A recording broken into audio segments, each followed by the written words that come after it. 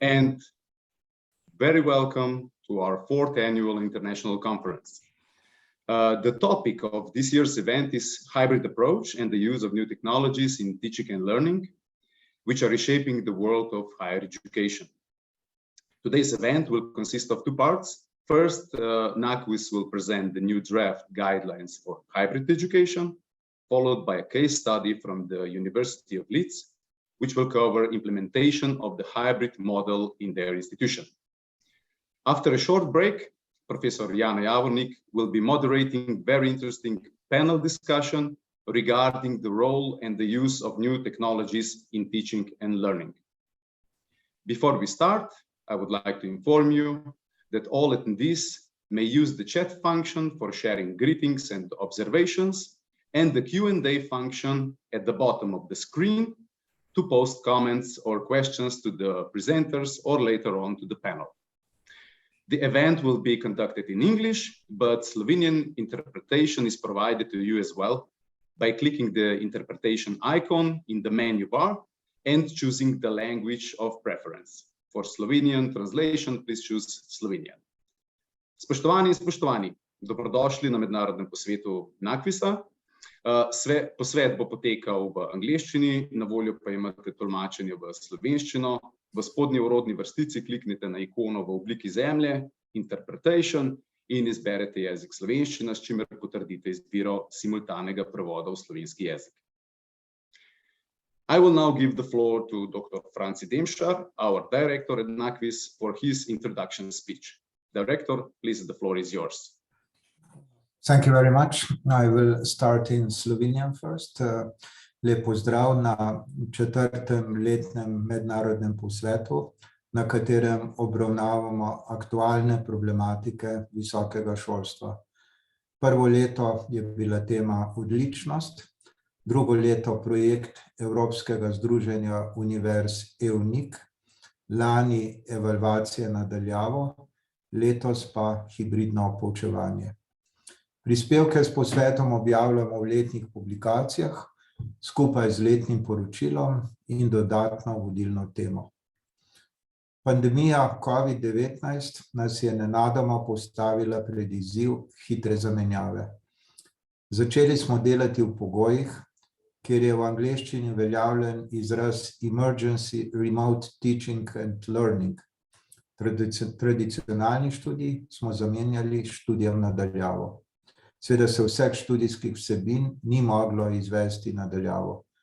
Soočeni z izkušnjo epidemije, ko smo bili zaradi zaprtja javnega prostora primorani uporabiti vsa dosegljiva spletna orodja in tehnološke rešitve, da smo lahko nemoteno organizirali naše delo, smo na Nacionalni agenciji za kakovost v visokem šolstvu začrtali smer razvoja za prihodnje in med strateške cilje uvrstili tudi trajnostne naravnane cilje. Hkrati pa spodbujamo digitalizacijo in inkluzijo. Upoštevajoč vizijo prihodnosti razvoja visokega šolstva, ki jo je Evropska komisija predstavila za okrevanje Evrope po pandemiji, smo zavezani k kakovostnemu visokemu šolstvu ter njegovemu zelenemu in digitalnemu prehodu k družbi 5.0.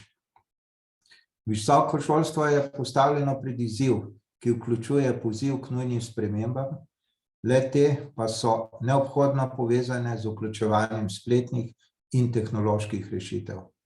Ne glede na to, ali govorimo o oblikovanju in posodabljanju študijskih vsebin, učnih virih, metodah dela, spremljanju doseganja zastavljenih učnih izidov in ciljev programa, sodelovanju in povezovanju, zagotavljanju varnosti in pravic udeleženih in njihovem enakopravnem vključevanju, nudenju ustrezne pomoči in zagotavljanju svetovalnih storitev ugotavljamo, da se vedno bolj poslužujemo inovativnih tehnoloških rešitev.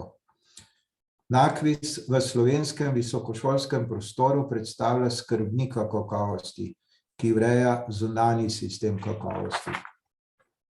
Ob izkušnji prehoda na urgentno poučevanje in učenje na daljavo smo spoznali prednosti in izzive, ki nam jih le-ta prinaša.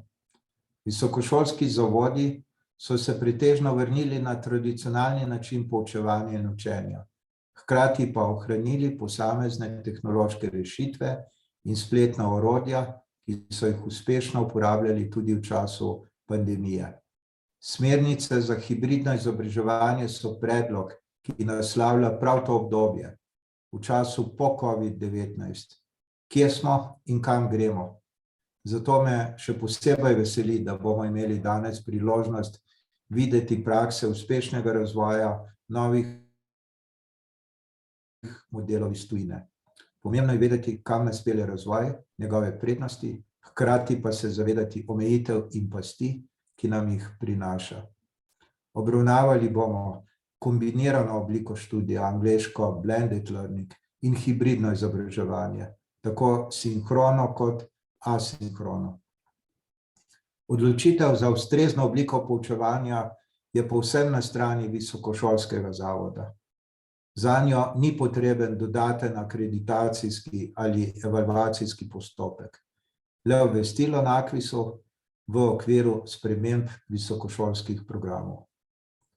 Ladies and gentlemen, I would like to welcome all participants, notably the University of Leeds, who will share their experiences with us.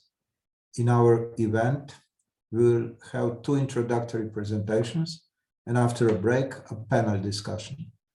I'm sure that internationally renowned panelists will highlight many interesting and important aspects of higher education development. Thank you. Thank you, Director.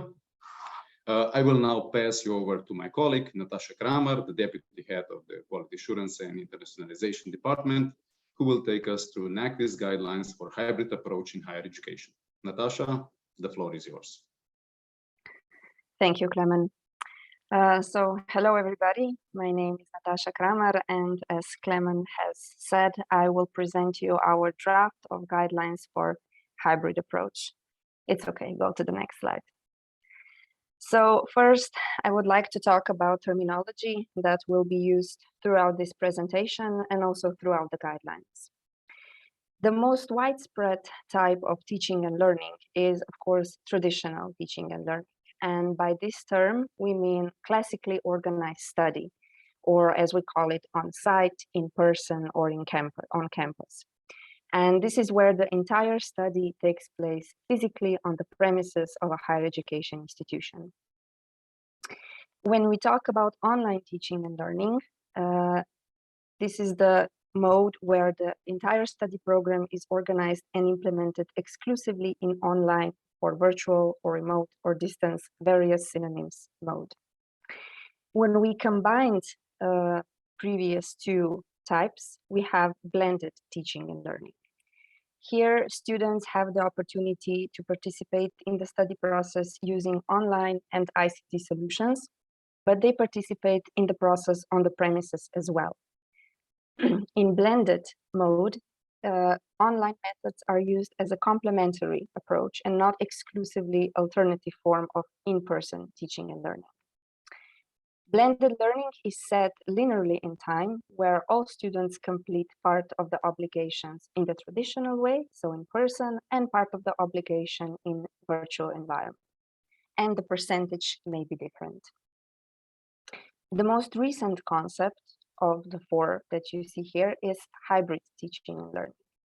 And here we are talking about innovative educational environment that is created by combining virtual and physical space and the use of digital technologies and online tools. The study is conducted in parallel for all participants, and students decide on the form of cooperation. All students are provided with equal experience, the achievement of the same goals, and the same set of competences and learning outcomes. At the same time, appropriate support, assistance, and services are provided for all participants. What is the difference between blended and hybrid teaching and learning? This is, we believe, where most confusion comes from. Both types include online and in-person education, but the main difference is in the organization of studies.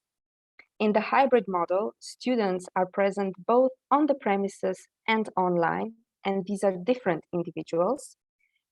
Whereas in the blended model, the same students participate partially in person and partially online. We can go to the next slide. So the basis for the design of our guidelines for the hybrid approach in the higher education is the study that was done by Jana Javornik in February 2022. We would like to point out that the concept of hybrid education, which is addressed in our guidelines, is a rather new concept that became more well known only in 2021 and is the result of the situation in education during and after the COVID-19 pandemic. Hybrid concepts that have been discussed in the past by various experts present hybrid as an intermediate phase of development and as a link between traditional and online teaching and learning. The new concept, however, in these guidelines follows a different set of key points, and these key points are relevant for other forms of blended teaching and learning as well. So the hybrid approach creates a more adapted and attractive study environment. It combines quality and innovation in teaching and learning using more advanced technological solutions. It combines advanced technology with quality higher education didactics, and it maintains the role of higher education teacher as the foundation of teaching, and at the same time is encouraging a student-centered approach. It is based on the equity, inclusion, professional training, and the establishment of the appropriate infrastructure. We are talking about synchronous and asynchronous models. So the synchronous model presents a combined approach of a hybrid classroom where students participate simultaneously in person and online by managing a digital platform from an actual physical classroom. So we have a merging of two learning environments, online and physical, and we're creating a new format with the help of the ICT, so we're creating a hybrid. The asynchronous model allows students that are participating remotely, especially, to educate at their own pace, but within a generally defined time frame. There is a great advantage in flexibility, in time, in space, in content, as of course, in accordance with the curriculum. This does not mean that no one monitors the students' progress on a regular basis. It only means that there is a greater responsibility and freedom for students to organize their studies. At the same time, of course, they are provided with all the support. We can go to the next slide. So when we're talking about using of ICT and online tools, there are certain necessary preconditions for successful implementation of a hybrid approach in education.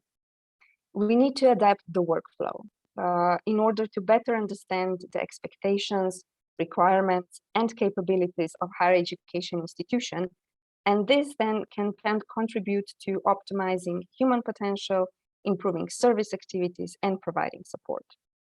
We need to adapt the work environment through the use of ICT and online tools. And within this new work environment, we need to set up a network to provide appropriate assistance and counseling services. Really important is the selection of technology, because an appropriate and stable technology will support hybrid virtual interaction, and it will enable collaboration and communication.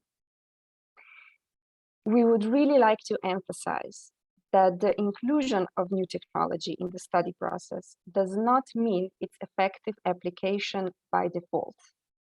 We need to consider actual applicability, support services, pedagogical challenges, awareness of other potential challenges that the new technology brings. So this is a really important point. What is the role of library in this hybrid approach? It does not mean an end of the library, but it means its reactivation. An example of good practice is the library at the University of Leeds, which has been organized as a hybrid model for more than a decade, with comprehensive e-services and support for students and staff. We can go to the next slide. So when we're talking about the planning and organization of teaching and learning, we are talking about activities that are carried out by the teacher himself before the learning activities begin. So it's about preparing learning environment. Timely and thorough planning is an important element because it affects the success of organization and implementation of the approach. It must ensure the equal involvement of diverse groups. It has to ensure involvement of external stakeholders. It has to encourage discussion and include activities where students can participate in addition to the teacher. At the same time, we have to adjust the goals of the program to the study environment, to the program itself, and to the needs of students and teachers. But of course, we have to monitor their achievements. I've mentioned a couple of times already the assistance. So this is something that the higher education institution has to provide. We need additional staff, we need tutors, assistants, consultants, mentors, additional education and trainings in the use of new approaches, technical support, as I've mentioned. They need to offer assistance in lifelong pedagogical education. They have to enable following the trends in pedagogy.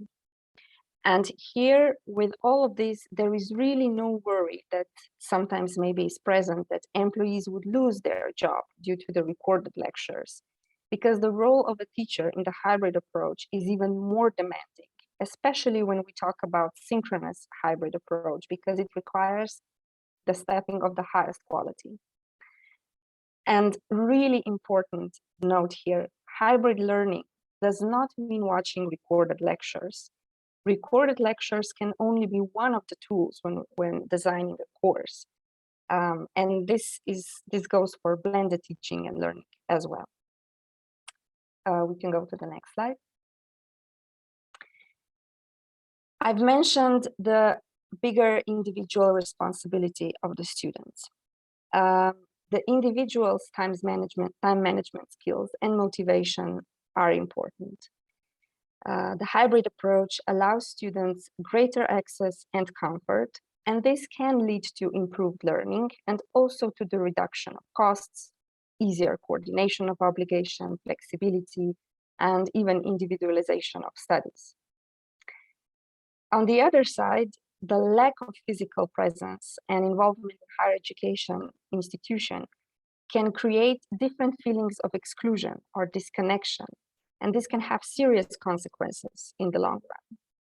So here the support and the counseling comes in that is provided by the institution in order to detect the potential problems and immediate action in solving those problems. And the whole picture here is crucial to maintain an appropriate level of motivation and advancement of students. Here we would like to stress the role of learning analytics, because we can monitor the students' activities, responsiveness, and progress in real time. Additional reason for student passivity or lack of motivation can also be inappropriate pedagogical practice. So it is important to bring the whole pedagogical process closer to students and enable them easier inclusion and better engagement. Here, tutors and mentors, in addition to teachers, of course, play a very important role because they're helping, they're advising, they're guiding students throughout the study process.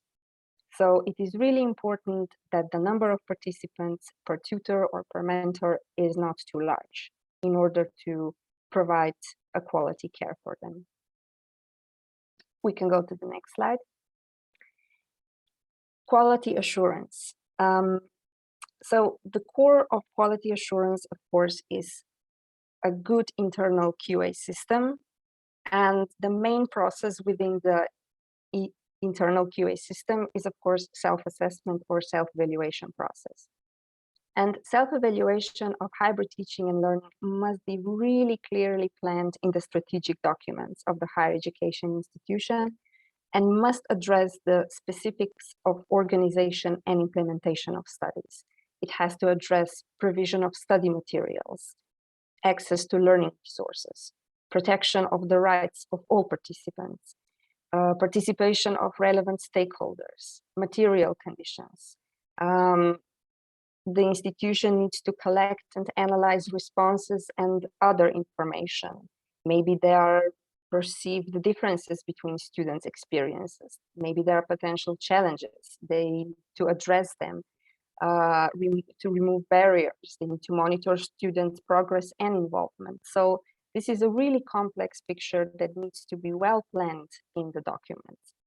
And the higher education institution has an important task of completing the quality loop also within hybrid teaching and learning.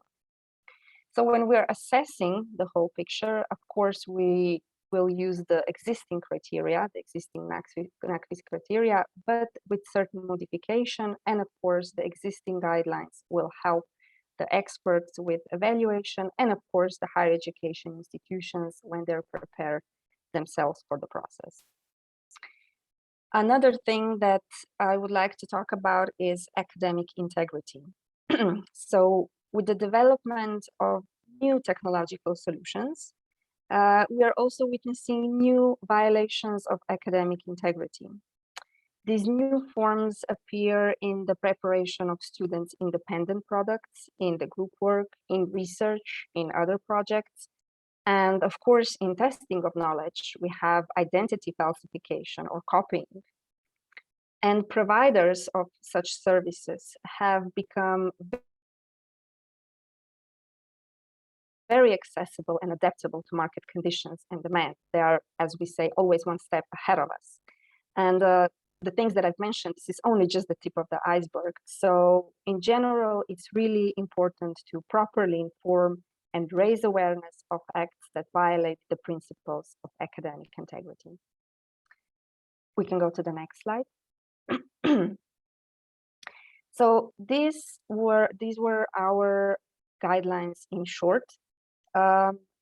We would really like to invite you to send us comments or suggestions regarding the content that you've just heard. The email where we would like for you to send the feedback is written on the slide. And we will welcome the feedback until 28th of June, and we will try to incorporate this feedback in the guidelines as well. So thank you very much. Thank you, Natasha. Now it is my pleasure and privilege to announce our next speaker, Dr. Peter Hughes, the Director of Education at the Leeds University Business School. The title of his presentation is Motivations, Successes and Challenges of Going Hybrid. Dr. Hughes, please, the floor is yours. Thank you very much, and thank you for inviting me to speak. A little qualification. My title is Director of Teaching Enhancement. We have lots of directors in the business school. I'll just share. Can we see some sort of presentation? There we go.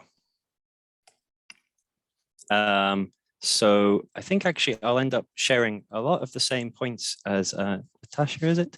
In terms of my experiences and thoughts about going hybrid. So a little bit of context. So I work at Leeds University, which is a large Russell Group university in the UK. So that would mean a research intensive elite university, for a lack of a better phrase. And specifically, I work in Leeds University Business School. So Leeds University Business School is a highly ranked business school for student education, research as well, but student education is relevant. And we have very large student numbers and diverse cohorts of students. Highly qualified because of high rankings, but a large international cohort, so large groups. To give you an example of what I mean by a large group, my module, so I teach an introductory economics module for business school students. 850 students took my exam a month ago. So that's the size of the sort of groups that we're working with. And within the university, not just Leeds, but this is a sort of UK context and wider, but again, the norm around teaching is a large lecture with all the students from that module or that course together in a room with the lecturer performing in front of them for an hour, 50 minutes. And then that's reinforced and supported by regular weekly or every other week small classes. So a little bit more about the context. That 850 students, and there are other modules of similar sizes, is relevant because we have now breached the capacity of the largest physical spaces we have at Leeds University. We are beyond the capacity to put our students in a room. So as well as repeating ourselves year after year as a lecturer, as a practitioner like me, we are now facing, this is pre-COVID, of course, before we were not allowed in our rooms at all, but we were now facing the challenge of repeating week in, week out, within that week, the material. So where am I speaking from? So that's from that Leeds University context, large modules, large students, undergraduate and postgraduate.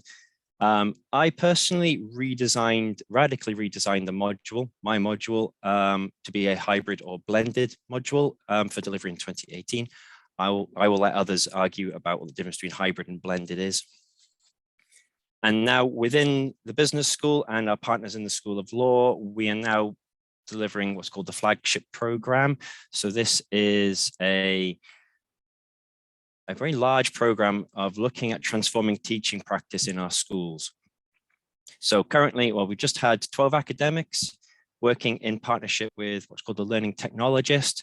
So these are specialists in course design and using different platforms and technologies and ideas, working in partnership together in those groups to redesign their modules. Again, these are similarly large modules, and they've been delivered to students this year at both undergraduate and postgraduate taught across pretty much every department we have in the business school. So we have economics, accountancy, management, international business.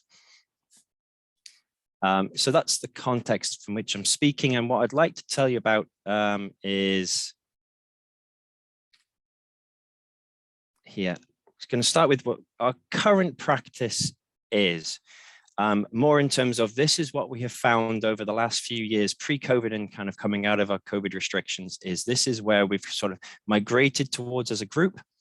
So this is what's working for us currently. And then I'm going to talk a little bit about the three main groups that we're working with here in terms of the organization itself, in terms of the leadership and the structures and the sort of management structures of the organization, and then the students, and then the staff in terms of how they're a potential source for change and support, but also how they act as a barrier to this change and the challenges they face as different groups.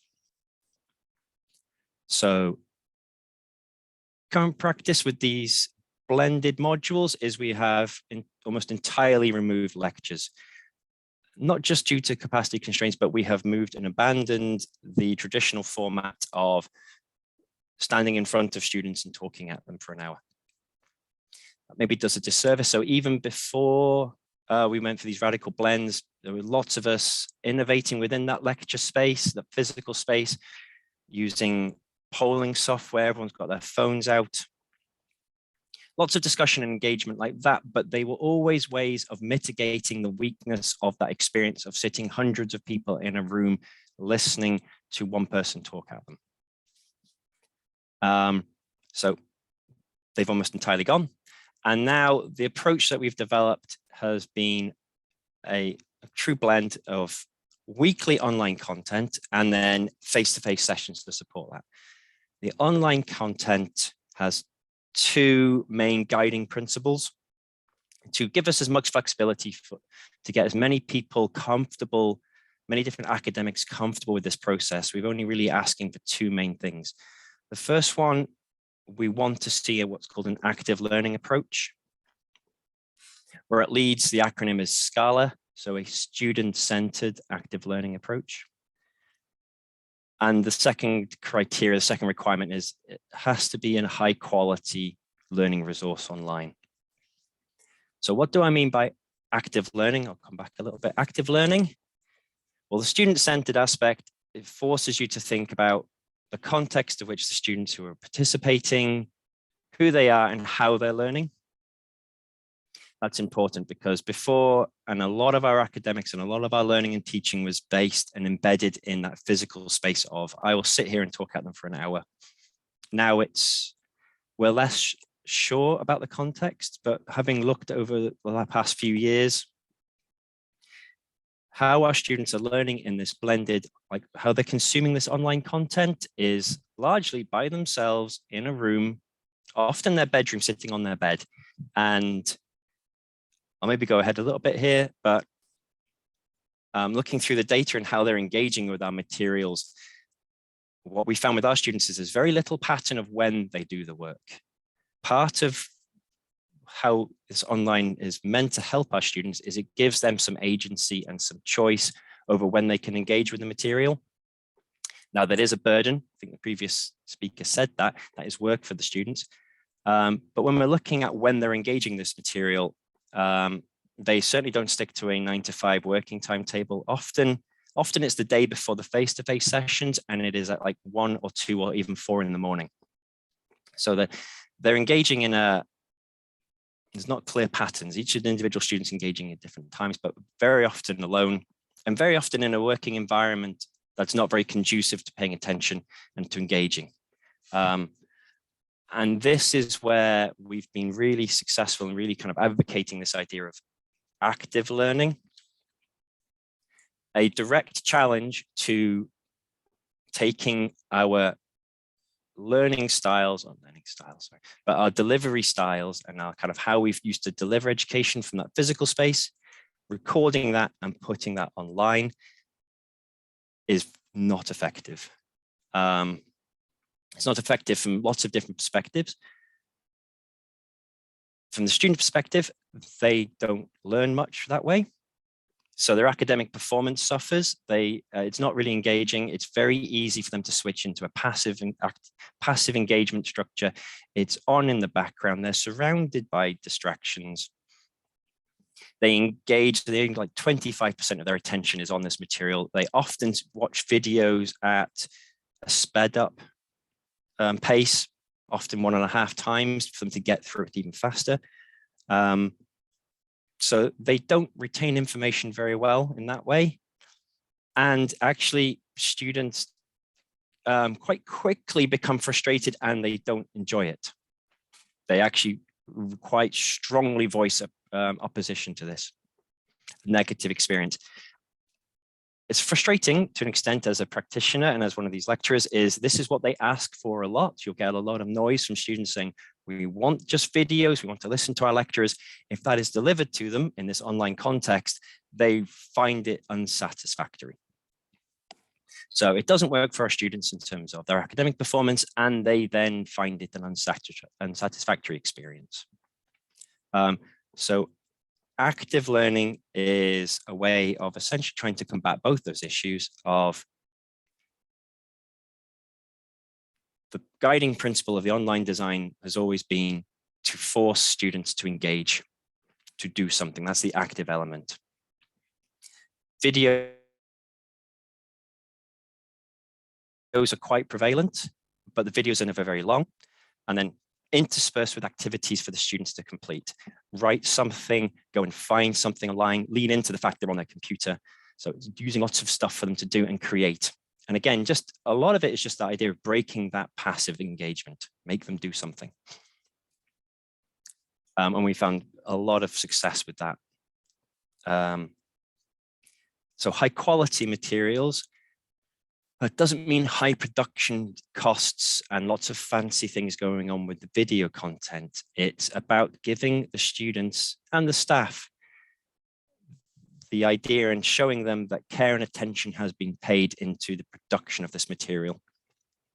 You cannot cut corners with this production of online content because you're working with staff and students who have a predisposition to oppose it anyway. They're looking for problems. And if they feel like they're being given a second class, a poor offering, again, you're going to have real issues with the students and the staff committing to this and engaging with it. But high quality often just means making sure the video qualities are good. There's no obvious errors and mistakes and stuff. Things that are edited nicely. the scaffolding on the online material, the written content, it's written well, it's edited well, the links work. A little thing, and this is the benefit of having support from learning technologists and IT support, is having little touches to videos, like an introductory screen, like a little swish with a noise that says University of Leeds. It's not a lot of work, but it really gives that impression that this is high quality material where it has been designed well, produced to a high standard, and that gets the students really much more happy with this context. And the same with the staff, they can see and take ownership of this. There's often a problem with the staff of a fear of loss of control and academic integrity, academic freedom, and giving them something that they can be proud in and say, yes, I've made this, I've been part of this. So the quality is a really helpful element of overcoming the earlier resistance. The face-to-face sessions, how we've drifted in the hybrid, is either a maintaining of the sort of the small class, 1 member of staff to 30 students, or going to what we're now calling a large workshop, about 100 students, 3 members of staff for several hours. The reason I mentioned this approach, we've changed to this because that is designed directly to overcome some of the sort of issues and challenges of online learning. One of the biggest problems is the lack of community, the lack of relations between the students and each other, the staff and the students. So these ideas of these large group workshops is an idea to present students with really challenging work, but to put them into groups and give them a significant amount of time together, including downtime, in order to enable the development of community. So that's where we've gone on this. We found this very successful in terms of students' response to this, staff response, and academic performance from our students. Right, so that's what we're doing, and that's where we're currently kind of converging on as a sort of a norm in our group. I'd like to talk a little bit now, and I think it sounds like I'll be repeating a lot of the points, but I'll be talking again more from like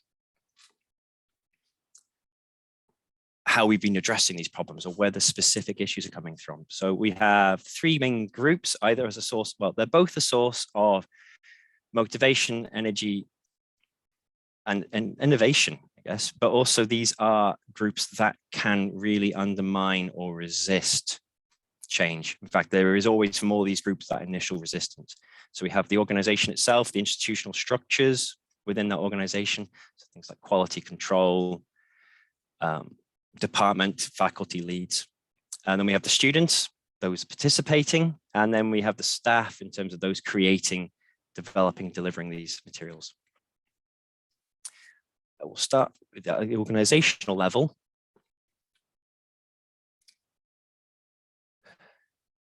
Bluntly, the systems will resist change. I said I developed my module, and I'm not the first to sort of do this flip, but I was the first to sort of do it in such a radical, wide-spreading, wide-ranging way in a faculty, and the size and centrality and importance of my module forced a lot of engagement from a lot of our systems, and it took several years to overcome the problems and the resistance to change in these systems. It's important to have leadership in these areas who are willing to engage, because every one of these systems has to adapt to a new way of delivery. They have to understand. What more to say about that, really? Because it's more like just a punchline of, yeah, upfront initial resistance, and you need people in power and leadership roles in those areas in order to work with these innovators to understand how we can change those systems to support it. They are fundamentally resistant. Because we've built up these norms for many, many years, and now we seem to go through a radical change process. But I'll come back to this organizational limitations as I sort of discuss the other ones. Students, again, another one of those groups, initially they will resist a hybrid approach if this is not explained to them, and they think they're getting an inferior experience. So they need to be engaged and addressed carefully. with nuance and sort of openness. We found where the resistance is coming from is embedded in around things like their own preconceptions. They come to a university, higher education context with very clear ideas of what that should mean for them. Now that's derived from their own experience in formal education, but also cultural norms and other people they know who've gone to university.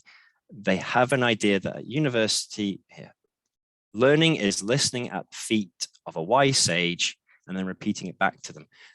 They have this idea of what a university education should be, is sitting in a big lecture theatre and listening to someone tell them things, which they then listen and understand and learn, and then they can tell them back and say, I have learned what you have told me.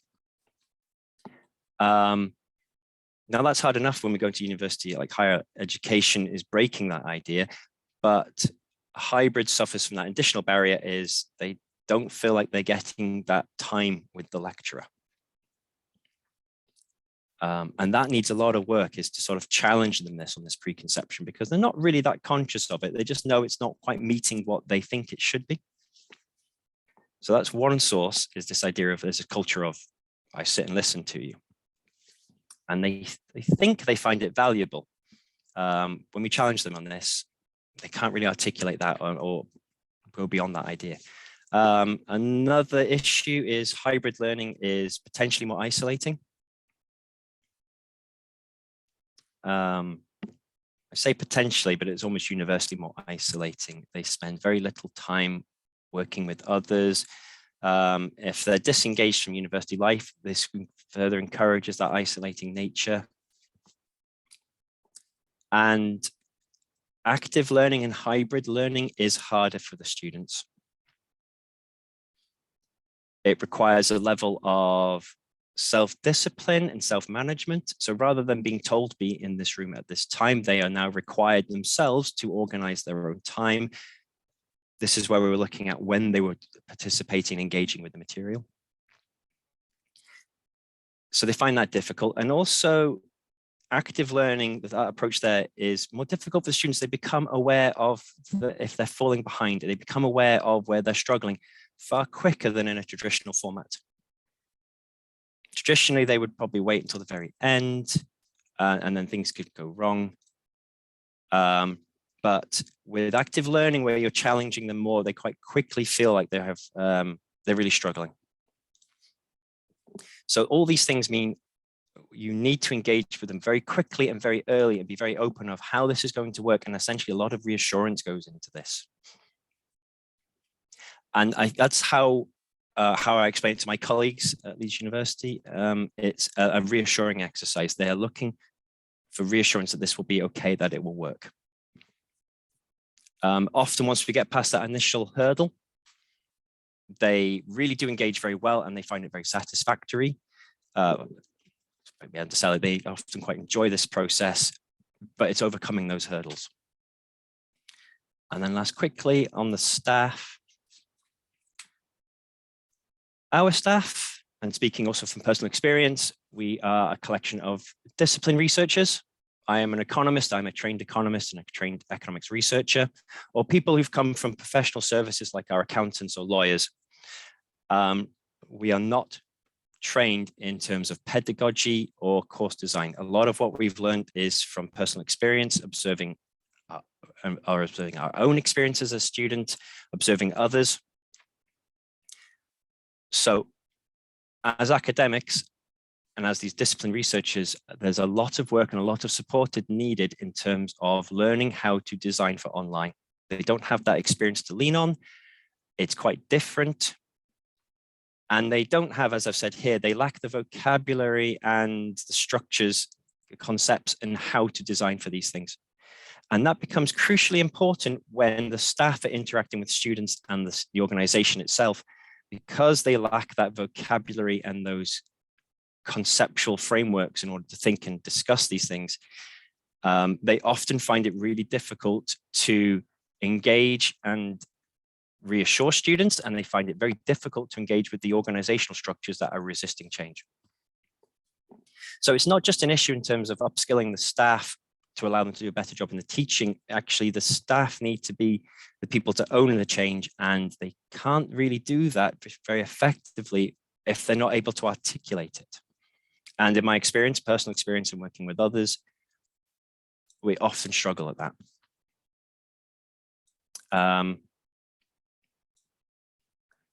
Where we found sort of a bit of success, and this is not the ongoing project, has been to find this idea of using a small number of motivated individuals, people who are driven usually by a sense of dissatisfaction. When I've done interviews with my colleagues on the flagship program, we've done interviews, it's a dissatisfaction with the current situation, a desire to do something better. They will drive the change, but they need that help in terms of the skills, the language. And then that group becomes, or they've shaped and changed the organizational structures to reduce that resistance to the new ideas, the new ways of working. And then other people are now beginning to show interest. We're now bringing in other people, not the early adopters. So that's how we've built it up. It's a lot of work and a lot of training of a small number of academics coming into this to see what knowledge they need. And then we're using them as a group for us to force change in all the different structures of the university. And then we're pulling in other people from around us. And just to say, not to finish that as a whinge, it is worth it.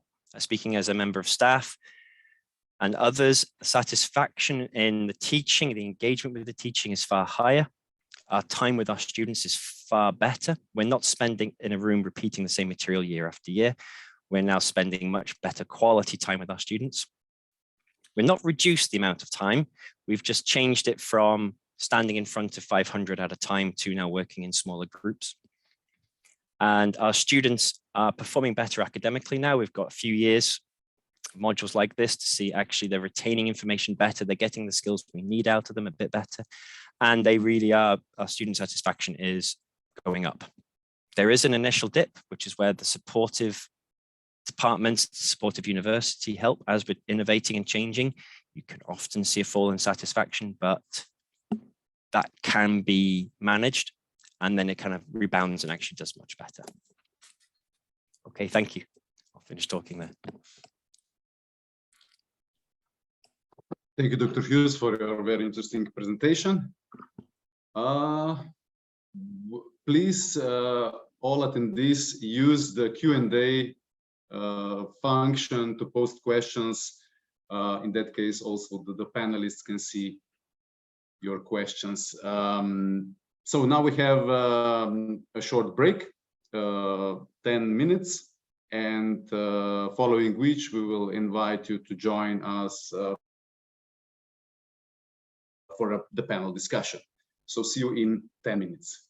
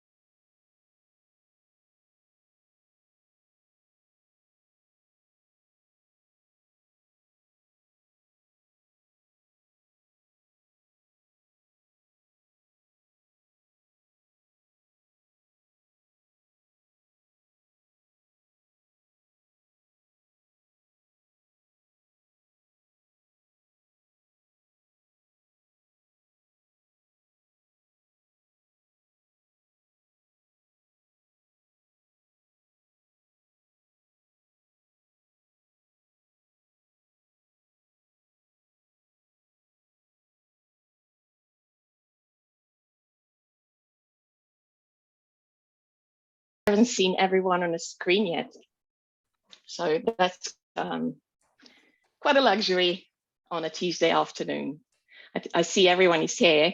Thank you very much for joining us. We'll start at 2 or 1 p.m. sharp. I'm lost in different time zones. Apparently, it's only 1 hour difference. Santana, you look like you're coming from a special high-flying cloud. Yeah, or a padded cell. Yeah, it's a very white room. It's my spare room here, very white. The other room is very black, so I decided to just join you from a very light room as opposed to a gothic room. Fantastic, thank you. I think that's really a spark. Okay. So, welcome back, everyone. Yeah, thank you. Welcome back, everyone, to the second part of this conference. So before I give the floor to Professor Jana Javornik, who will be moderating our panel discussion, I would like to invite you to share your comments and questions. This can be done throughout the discussion in the Q&A section. And at the end of discussion, we will attempt to answer as many of your questions as possible in the time available, of course. So Professor Javornik, please, the floor is yours. Namen, thank you. Hello, everybody, and thank you so much for joining us this afternoon. The reason we set up this panel is because we think that traditional universities have a lot to learn from what has been happening during the pandemic, where hybrid models, bundling of learning content, even crowdsourcing platforms and other educational shifts are challenging old models. Namely, the pandemic has turned the world on its head and forced a reassessment by all higher education institutions, regardless of where they operate. At the same time, I think it has accelerated the unbundling of higher education and opened up innovative approaches for universities and technology providers to find new ways to reach learners. 2 years in, innovation around what learning should look like, I hope, continues to expand. In a world of work, it seems there has been quite a lot of buzz around hybrid working, and recent study by the world's biggest provider of flexible workspaces showed that hybrid workers are most likely to look for another job if their employers ceased hybrid working and wanted them back in the office. It seems that we all understand the hybrids when it comes to work, but do we really? Especially when it comes to working in the higher education. Thus, the core question for today is, does hybrid equal blended or combined? And why not? What is an online educational experience? And what does a hybrid require in terms of the design of learning space, pedagogy, technology and equipment, and most importantly, staff and learner skills and competencies? I have 5 experts with me today, with extensive knowledge and experience around digital learning and technology, lifelong learning, higher education administration and leadership, innovation in higher education. And I'm really grateful you were all able and obviously willing to join us today. So they are Edgar Meyer, Deputy Dean at Leeds University Business School, the United Kingdom, with his areas of expertise covering leadership, teamwork, digital learning, and digital pedagogies. Annelies Rees from Catholic University Leuven, who specializes in computer-supported collaborative learning, instructional design, educational effectiveness, boy, I don't know what that means, and inquiry learning in STEM education. She's the first author of a literature review on synchronous hybrid learning with Loulou Detiel in Wendy Fien de Pepe.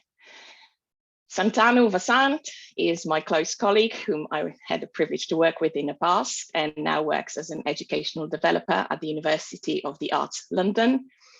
Among others, Santanu is a learning and educational technologist, so hopefully we'll learn more about what this profession actually means, and specializes in the design of physical and virtual learning spaces. Stefania Bocconi is from the National Research Council of Italy, Institute for Educational Technology. Her research is in the field of technology-enhanced learning and includes the use of ICT to innovate pedagogical practices, as well as the impact of new technologies on organizational change. And finally, Marko Radovan from the University of Ljubljana who specializes in learning and education of adults, teaching methods, educational technology, and digital skills. So off we go.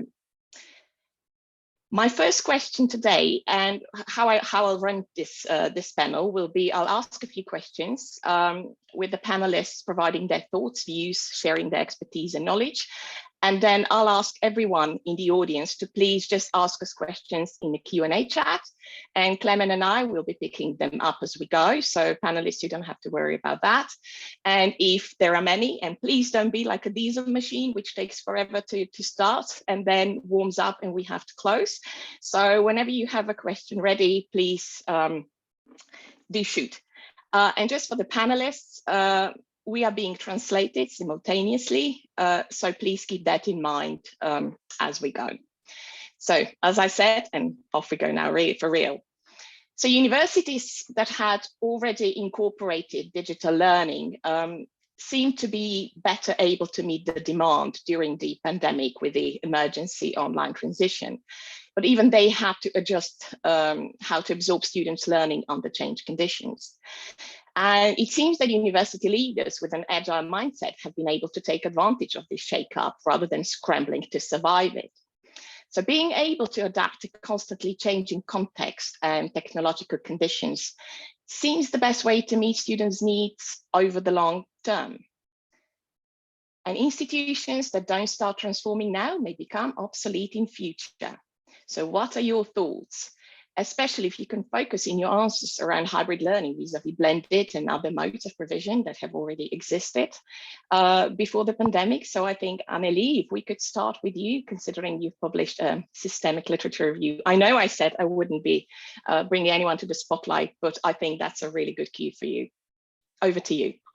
Thank you, and nice to meet you all, and thank you for the invitation of this interesting panel discussion.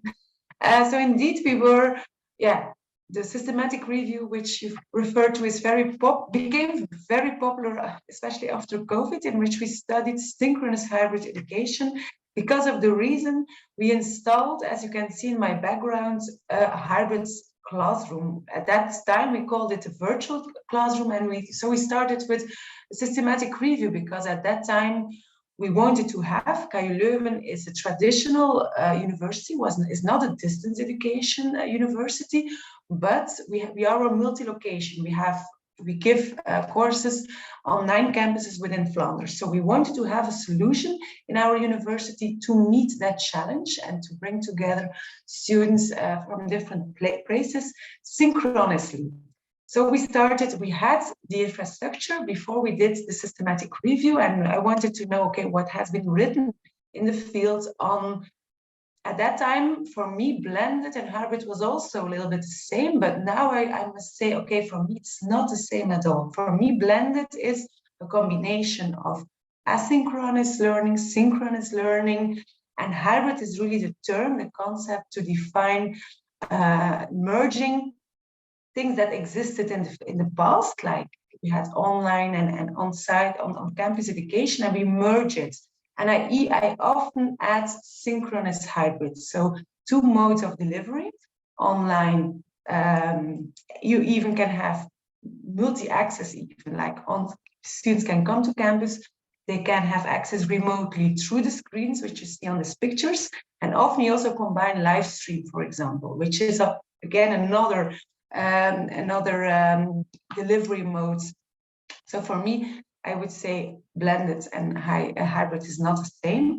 But of course, we were very happy that we had this infrastructure, we had expertise, and we did systematic research within this setting to really investigate the student experiences, comparing on-site experience, remote experience before COVID came. And I must say that the design of the space is important, but of course, not only the design of the space, also epistemic design. So which task you're giving from a pedagogical, didactical approach, and also the social design. So which groups are following remotely on site. So I often refer to the ACAD framework, which is the Activity-Centered Analysis Design Framework of colleagues from Australia, really stating that it's all about design and designing in different ways for optimal experience. And that is maybe my first thoughts about this. And I will give the floor back to you, and you can maybe better give the floor to someone else. Thank you. I think you really kind of touched upon the surface of what this panel will be all about. Obviously, I think the next cue for me here is about technology, but I'll let any other panelists, if you want to pitch in, please just kind of indicate, wave in the old-fashioned way that you want to add something. Would anyone like to? Okay, Edgar, please go ahead. So Edgar Meyer, Leeds University Business School. Thank you. Nice to meet you all, and thank you for having me. And Annelies, I thought it was really interesting what you were talking about in terms of hybrid, blended, dual modal. There's lots of different language. I think one of the things I think we all found is that we struggle actually what we mean by what. We very quickly adapted a language and adopted a language that was actually a language that was not that familiar with others. And I think a good starting point is really to go and say, what is it, what we mean, even within your own context. It doesn't have to be across contexts. If just within your own context, you know, what recent work that I've been involved in, what I found interesting is actually taking this to the next step and not talking in dualities that we had before with digital and non-digital. And some of you may be familiar with this sort of post-digital debate, where we really are beginning to move away from the stark differentiation between online, digital, but it's actually about learning space. And that space could be anywhere where the learner is. And that could be a digitally facilitated environment, or it could be a physical environment, or it could be both. And I think space has become something different.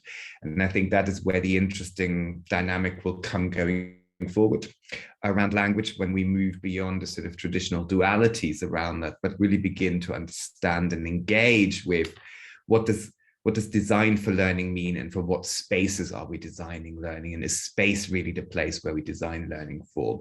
So I think it's just that future going forward where this debate might take us that I found quite fascinating and interesting around the sort of terminology. Yes, please go ahead, Stefania. Do you have any other thoughts to add on terminology? I think we are really getting lost in the abundance of language developing.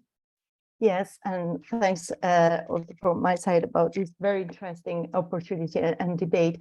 And I do totally agree with my colleagues about this understanding and definition of hybrid learning.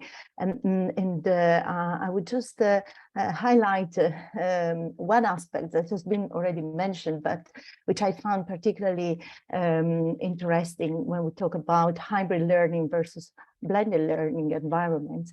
That is about the fact that we really, thanks to this new mobile technology and wearable technologies that we all are, I mean, most of the people are actually, using daily, this kind of hybrid learning environments really are present in our daily life. So it's not only a specific event or something periodic, but it's an environment that allows also to hybridization between formal and informal daily event. And it's also something which allows the individual to self-direct and move during the day the learning environment across different dimensions, different spaces, as it was mentioned before, physical or virtual, in an informal or formal, in a more constant, and as it was mentioned by Annelies, in a kind of fusion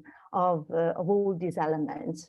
And I found this aspect particularly stimulating and particularly relevant, because it's really pushed us, it allows to talk about and think in terms of always on learning in a more, as I said, more constant and more continuous way. I think these are brilliant cues for both Santanu in terms of space and place, and Marco in terms of lifelong learning. Santanu, you raised your hand first, so please go ahead, and then Marco. Yeah, thanks, Jana. Yeah, I was, the space idea is something that's really important for everyone to really think about, because our infrastructure within organizations is designed for for a 19th century way of learning, mostly. You know, it's not the background that Jana has or a couple of others have. You know, that's not the kind of environment that's been designed. When I worked at City University of London, before I joined Jana and colleagues at the University of East London, I did a lot of work on learning spaces and the design of those spaces, similar to you know, what you guys have got on screen there. And once you've designed that, that also sets a certain pedagogy and a structure to the way in which staff, when they walk into those spaces, feel in those spaces, and the students, and the way the students feel in those spaces, and the kind of activities you can do, and some of the activities you can't do. One of the things that I've noticed over the years is that these I mean, this pandemic obviously was a, you know, once in a lifetime generation activity, but when you think about the actual way in which senior leadership in some universities have thought about it, some of them have gone, it's a very polarizing aspect to this, because some of them have thought, okay, great, you know, we're over the pandemic, we can go back to how it used to be, let's get everyone in a classroom, stack them up, pack them up, you know, stack them high, you know, into a classroom. And others have, you know, taken that approach to redesign their spaces, you know, during the pandemic as well. So one of the things that we did at the University of East London during the pandemic, which is where I've spent most of my time, you know, in the last 5-6 years working, you know, as the head of teaching and learning there, we actually were designing spaces similar to what Annalise was saying about, you know, spaces that were designed in a more hybrid way. We were going to that model, and we were also bringing in the use of Microsoft Teams and other technologies. But the real barrier really in all of this is that language barrier for learning design, and also the language, the notation that we use either, you know, as an institution or locally, and also the staff capacity as well as capability, and making time and space for continuous professional development and reward and recognition for that, which is my current role and remit at Arts London. You know, to think about all of the different types of staff that come in, associate lecturers, visiting lecturers, all the way through to professors, and what kind of training and CPD and mentoring do those staff get in order to change their practice in the classroom and to make that as effective as possible. And actually the way that, you know, learning, some of the learning science and the science of learning and the use of that research, which has been done, you know, over the last 50-60 years, is something that is often, I find, at least in the UK, missing in parts. And I'm going to leave that there and put that back to Jana to, you know, open up the discussion further. Thank you. My long COVID brain is really buzzing. So if I don't catch everything you say, please be patient with me and just help me out. But I really want to come back to you and to some of the ideas you've just unpicked, but over to Marco and just in terms, is there anything you'd like to kind of, in terms of touching service when it comes to lifelong learning, and how does hybrid or blended learning, or however you call it, redefines the way we at the higher education level approach that? And we'll come to back to the lifelong learning later on again. First, thank you for the invitation. I'm also very glad to meet all the panelists here and others. Okay, we meet in an online space, but nevertheless, glad to meet you. So maybe if I go, maybe to quickly just to return to the definitions of these terms. For me, maybe blended learning is a more familiar or closer term. I think that hybrid learning is a really new phenomena now enabled with technologies that enables this kind of learning. But maybe to just historically look, maybe 15 years ago, we made some textbook on online learning and blended learning, and there were several words what blended learning is: blended, hybrid, mixed, combined, and so on. So all of this terminology was dealing with a combination of online and so synchronous and asynchronous experiences. And I think that maybe only with a couple of years ago, maybe with really good connections, adaptive cameras and so on, microphones, these new ways when students can be at the same time in the classroom or lecture room and at home, maybe are more gaining on importance. The other part, so what is the new roles of universities, if I understood you correctly, Jana, with this new approaches? In terms of lifelong learning, and how are we to bring in back to the or back on campus the non-standard, non-default students who are not 21 anymore. Yes, yeah.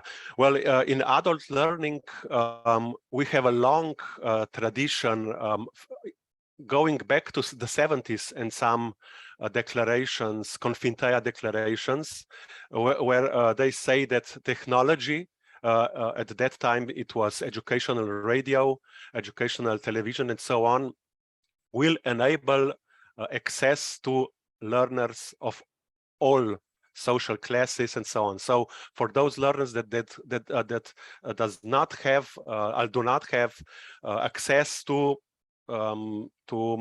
maybe more organized or formal ways or approaches to learning. I think that this is still one of the important goals of how to use technology in learning. Of course, those old ideas are now transferred to some other technologies or some other means how to enlarge or how to make this access bigger. But of course, some new problems are arising. I think that all over the world we saw the problems during the pandemic, the problems with excluded groups, the problems with not only that having a computer can enable learning, you must have some digital skills and so on. So this will be, of course, it was a challenge, I don't know, 50, 40 years ago, it will be a challenge also now for all institutions, educational institutions, but also for university. So how to gain approach and of course give equal approach to all students that you mentioned. So traditional and of course those that are not traditional students and would not participate in university learning or university studies. Thank you, Marco. I think we'll come back because every time we talk about introducing new ways, there's always a group that is likely to be excluded. So how do we catch them all? And I think Peter in his presentation earlier on discussed that a bit. But you've all raised the question of technology, and it seems that more and more educational institutions, even those who that are more conservative, are leveraging technology to forge new paths. So what, in your opinion, is the role of IT infrastructure? And when we talk about IT infrastructure, what do we mean? Do we mean the chairs and the screens that you see behind me? And by the way, that is the Leeds University Business School room. So it's a very concrete space up north in Yorkshire. So again, what is the role of IT infrastructure? Should we prioritize its development to develop more advanced IT architectures and so on and so forth? And obviously working in the UK context, we, Edgar Santano and I speak the question of a market, the university market, quite well. The continental Europe is slightly more conservative when it comes to talking about markets and consumers. So what's the role of technology, IT and all of that? Stefania, perhaps, and then Edgar, over to you. Thank you, Jana.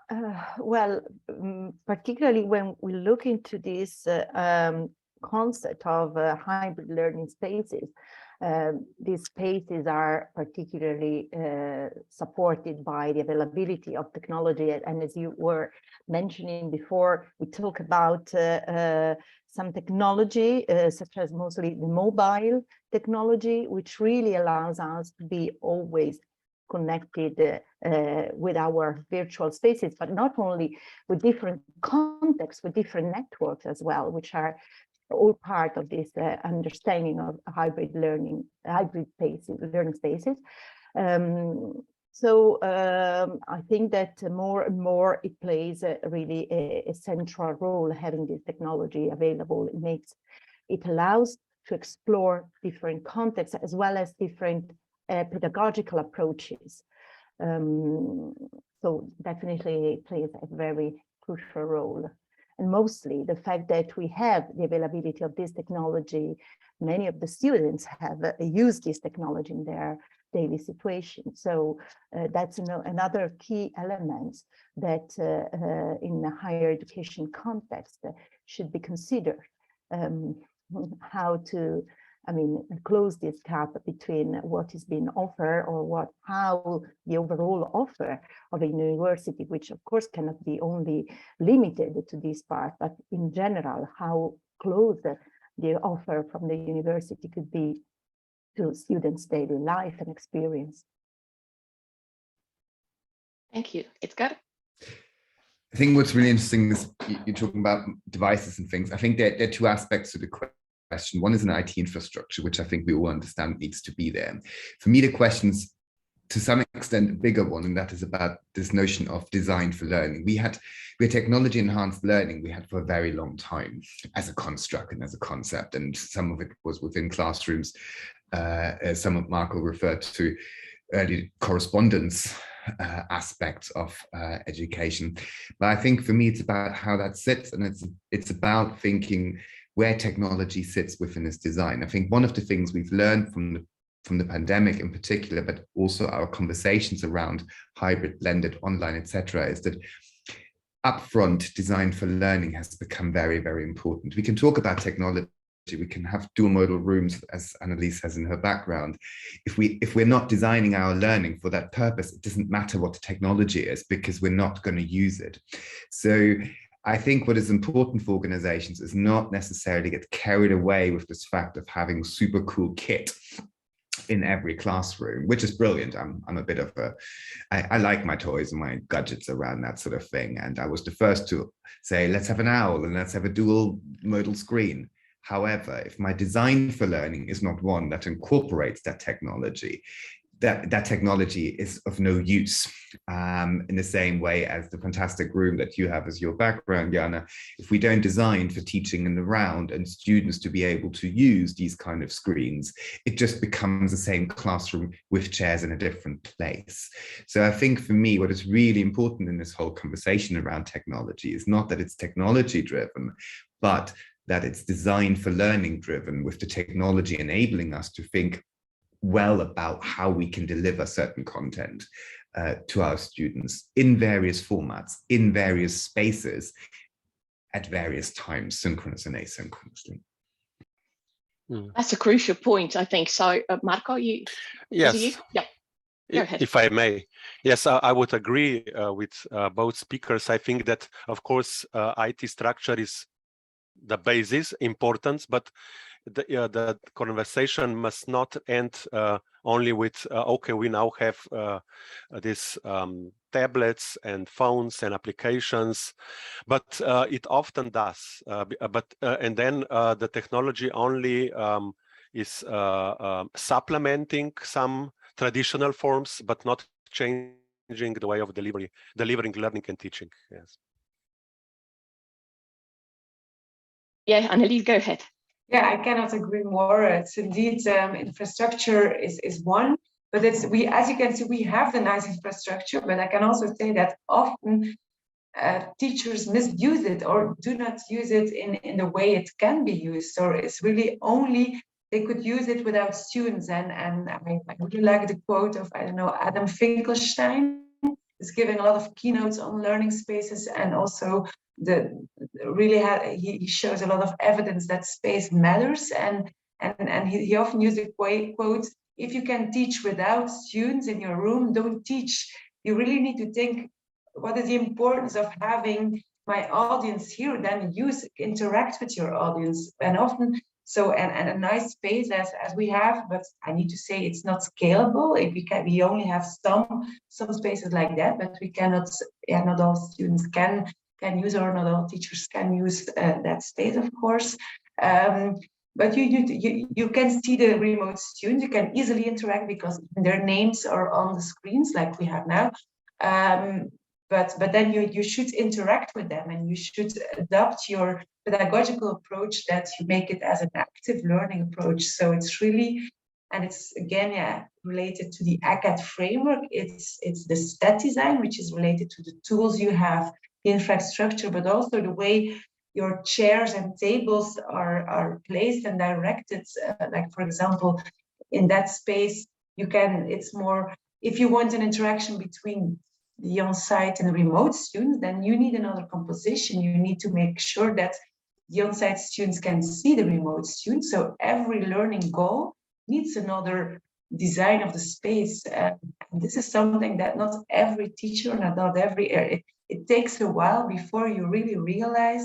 I'm an educational scientist as a background, and only now I see, okay, space really matters and the ICT, but it takes a while to train. It's also mentioned already, continuous professional development is really needed to see how it can matter. So that's what I wanted to add. Thank you. Great. Peter mentioned the role of different staff. So at Leeds we have educational technologists, and Santana, you were one of them. Could you, for the Slovene audience, elaborate a bit on it doesn't exist in Slovenia. We don't have a specific study program for it. Would you be so kind to humor us and tell us, what does the educational technologist do? How do you support staff who have crazy ideas like Peter or Edgar or myself or anyone else, and just don't know how to bring them to the classroom? That's almost like how long is a piece of string. I can start in the year 2002 when I first started doing this, which kind of gives away my age and whatnot. But I can tell you that it in the UK at least, it started off as a way of it came about through the Deering Report 1987. For those of you fans of UK governmental reports, and access and trying to give more access to students. So. And it came about through these centres for teaching and learning, settles as they were called, centres of excellence in teaching and learning, or learning and teaching, and they were set up in every organisation, and they had this idea of somebody who would be supporting academics who wanted to use technology, or felt like they wanted to use technology in their teaching. And I was one of the very first learning technologists, probably in the UK, at least, in that kind of role, as an internship at Brunel University in West London. And it mainly was, and for some learning technologies now, it still is, but it has grown in terms of a role. It's supporting staff with the use of technology in their teaching. But what then, and in some cases now, is still missing, is that conversation to be had with the academic, the educational developer, the careers consultant, anybody else who's coming in to design a piece of learning. The design aspect, as Edgar was saying, that in the embryonic stages, and I'm talking 20 years ago now, wasn't there in many universities. And in that time, in some universities, because it was IT, it was seen as technology first, so they placed that role within an IT department, or whatever it was called within the institution. And you had a group of instructional designers, educational researchers working in another space. I was fortunate because I was in a team that had both. So I kind of learned from colleagues who have now long retired, and some have passed away as well, that I was kind of supporting them, but they were teaching RPG certs. So, can I come and do a session on and I sort of slowly grew my pedagogical knowledge, because my background is in multimedia technology and design. But the educational technologist role and learning technologist, there are many facets, and it's a spectrum. Some of them, depending on the institutional structures and local, kind of structures, they are more or less involved in the curriculum design and the learning design, and that is the more they are involved. In my opinion, having led teams with both learning technologists and educational developers and other roles within them, they're richer for it if you're not separating out the learning technologists and putting them in IT and having an educational development or teaching and learning center somewhere else. Hopefully that tries to explain some of the role. It can be very technology heavy and it can get very, very nitty gritty, quite hands-on and very kind of technical. And sometimes it blurs into the IT aspect. And for some educational technologists, it blurs into educational research, and learning design and psychological, educational psychology. If I just may, because I'm just coming out of a project with one of my PhD students where we did 7 case studies in UK universities where teams were designing fully online programs and looking at the pedagogical decision-making amongst academics and we call them digital learning professionals, because the whole idea of who is the learning designer versus an instructional designer actually is not a clear-cut boundary, because it depends on whether it's a centralized team and you have specialism, whether it's an embedded team where you have multi-skilled individuals. Depends on your own experience as an educator, for instance, around your own experiences. And longevity in a business, and in that business, as Santanu said, around, you get to know pedagogies, you understand a bit further. It also comes down to subject expertise, and there was a question earlier in the question and answers. Learning technologists and instructional designers are, in terms of their role when you design for specific aspects, let's say, Peter's work around technical maths-based modules is very different a conversation than if you go to something like my background, which is sort of leadership, HR-y type stuff, where, that's not that complicated. So you probably need very different tools. So I think it's a really interesting discussion. I think we never had an explicit discussion where we looked at this experience as a whole. We have individual stories around that, but I think what this enables us, and what I would say to any organization that isn't an opportunity to think about this anew, is to begin to talk about this as teams, where people bring this together and it's joint decision making to bring those things in. So it just resonated with what you were saying there, Santanu. That's fantastic. For me, when I lived across different academic cultures, as probably many of you have. So obviously, as an academic staff, you have to learn the ropes and get to grips with what the game is. And I think the UK has come really far when it comes to this kind of support and the fusion, as Stefania has used the term before. And I think that to bring us back to the conversation around hybrid, we have a really good question in the Q&A around, are there any specific modes of provision that are particularly open to introducing hybrids, such as lab work, or are there any other activities such as art? We very often talk about social sciences in a broader sense, but less so about STEM and so on and so forth. And I have many brilliant experts on the screen today. So what do you think? What are the modes of provision? What are the parts of the curriculum that are most open or inviting to innovate in terms of how we do learning and teaching? Any takers, any thoughts? I guess it's about resource at the end of the day, and it's about being really practical about what it is you're trying to teach. If it is something that's going to be a bit more, dare I say, didactic, very transmissive, then you could do this in a hybrid way if you have the infrastructure in place.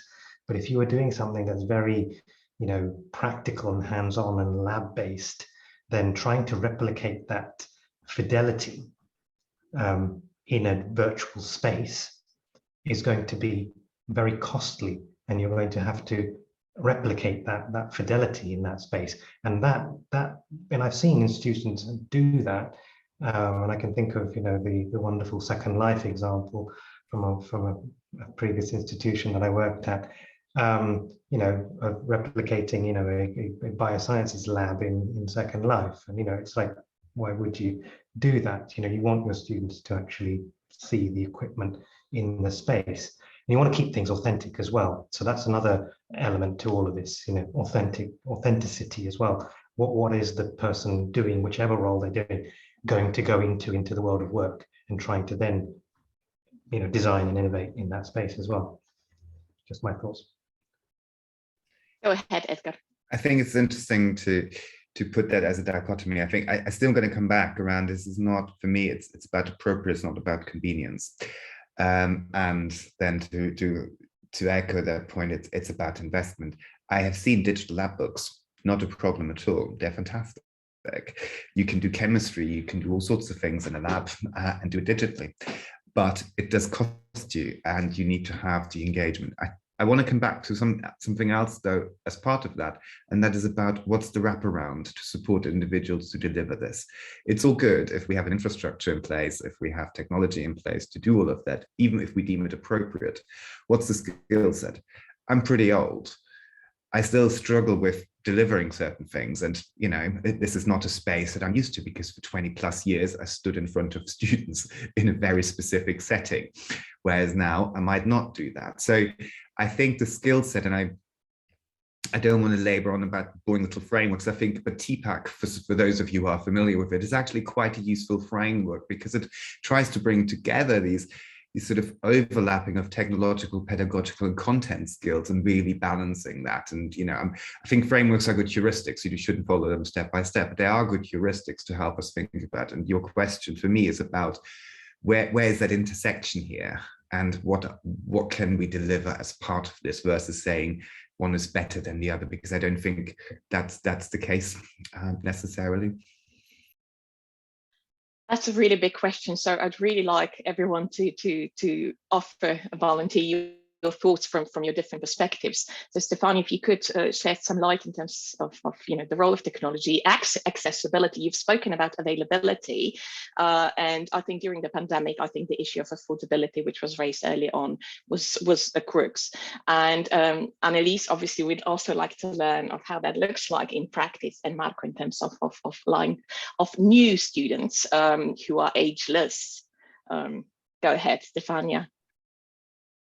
Yes, thank you. I would also highlight and stress more what also Edgar mentioned before, that was about the design of the whole process. And so, I mean,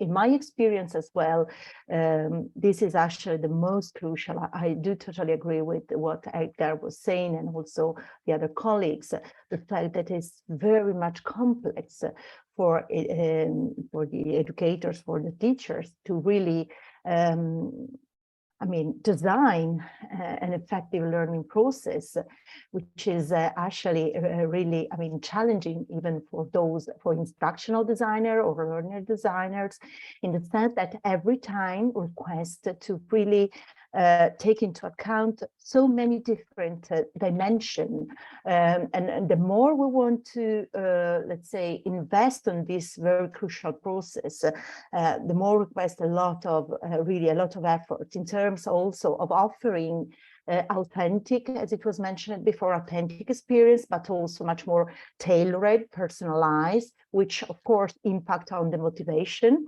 And as well as now, if we think in terms of hybrid spaces and all the potential of this hybridization, we also need to identify what are the best contexts for carrying out such activity based on these learning objectives that we would like students to achieve. So to also act with this fusion among, you know, the different contexts, the different approaches.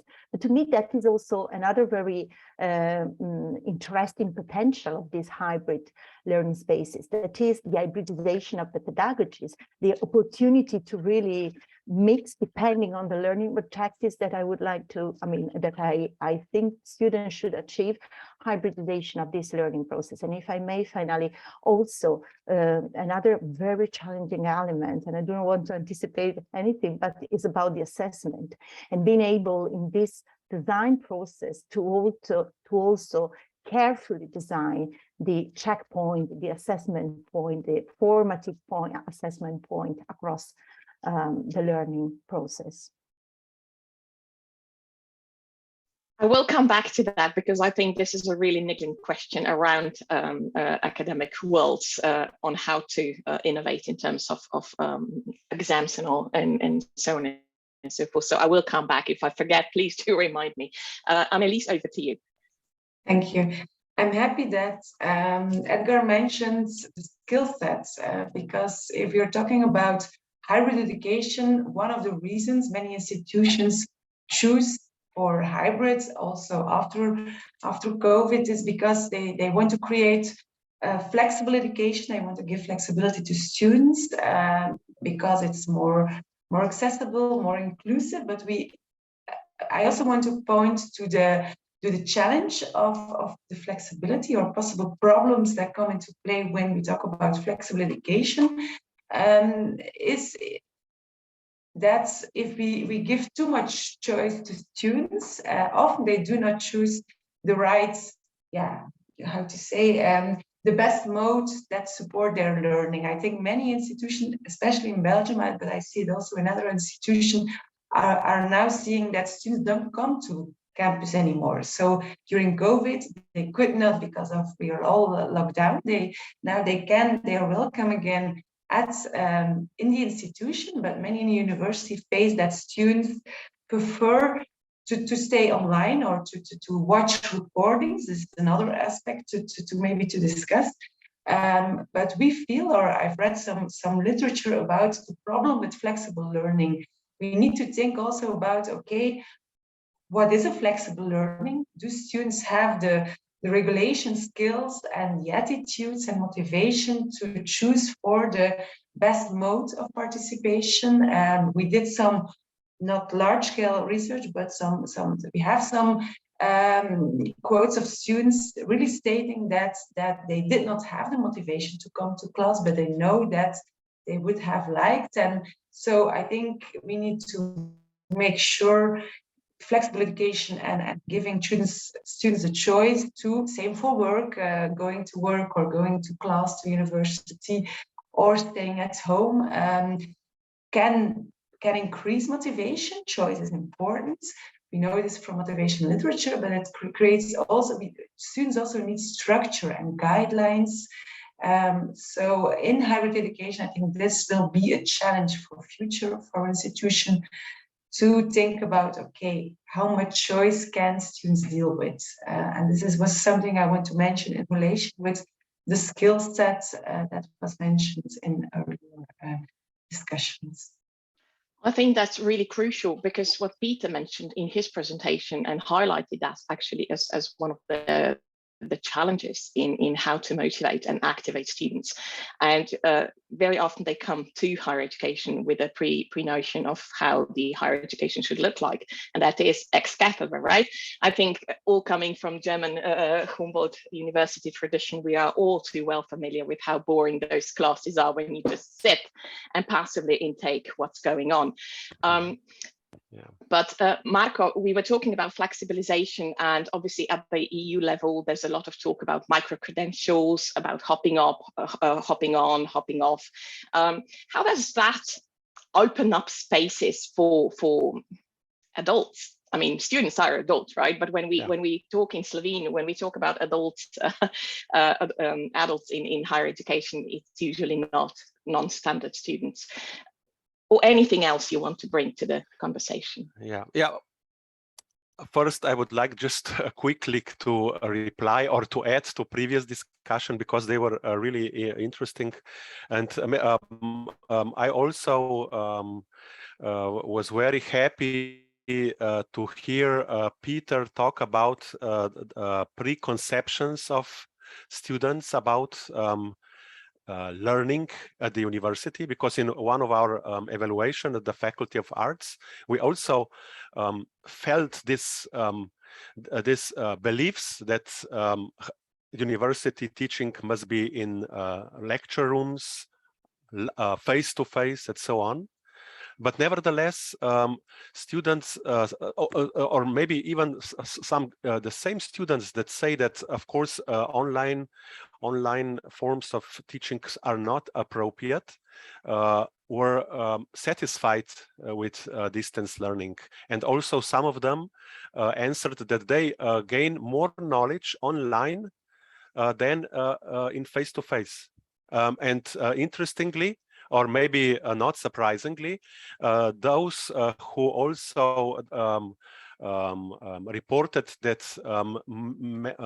main part of their studying was in online classroom. We use Moodle, so with activities where they were active, those felt that they learned more, and those who were experiencing mostly video lectures, Zoom sessions, and so on, did not. So it's confirms the things that we all previously, and also Peter taught. So lectures, maybe especially online, are not effective. Being active during learning, using active teaching methods can be more productive. Okay, assessment, you told us that we will deal with this topic later.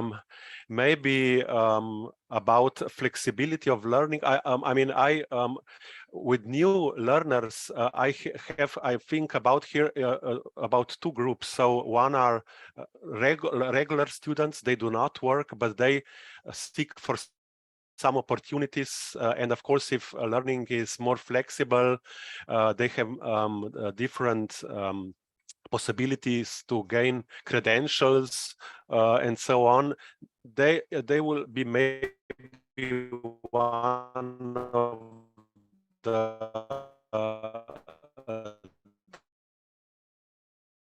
that you also mentioned. So maybe adult learning, of course, those are students that we call them.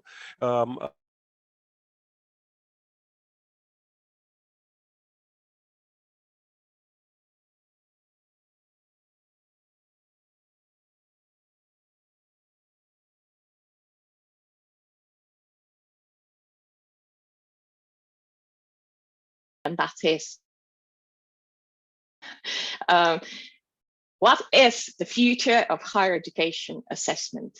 I was in a role as Director General when the pandemic hit, and the ministry was really frequently hit by this question: how do we now do the assessment, because you put us online?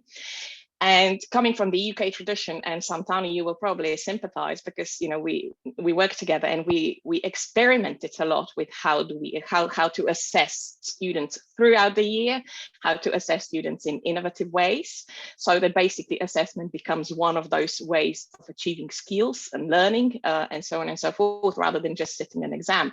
So here's the question: what's the future of higher education assessment? Is there any future in it at all? Any thoughts? Maybe just shortly that I continue. I think that this can be a big problem, but on the other hand, it can be solved really easily.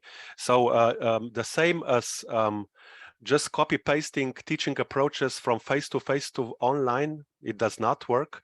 It's the same with examinations. So these traditional examinations, they can't be done, of course, but there are a lot of problems, technical, ethical, and so on, about how to control the environment where exam takes and so on. But if we take some maybe more authentic, or more, not maybe authentic, but open book exams, maybe some other collaborative or some other forms of assessing, and of course maybe formative assessment.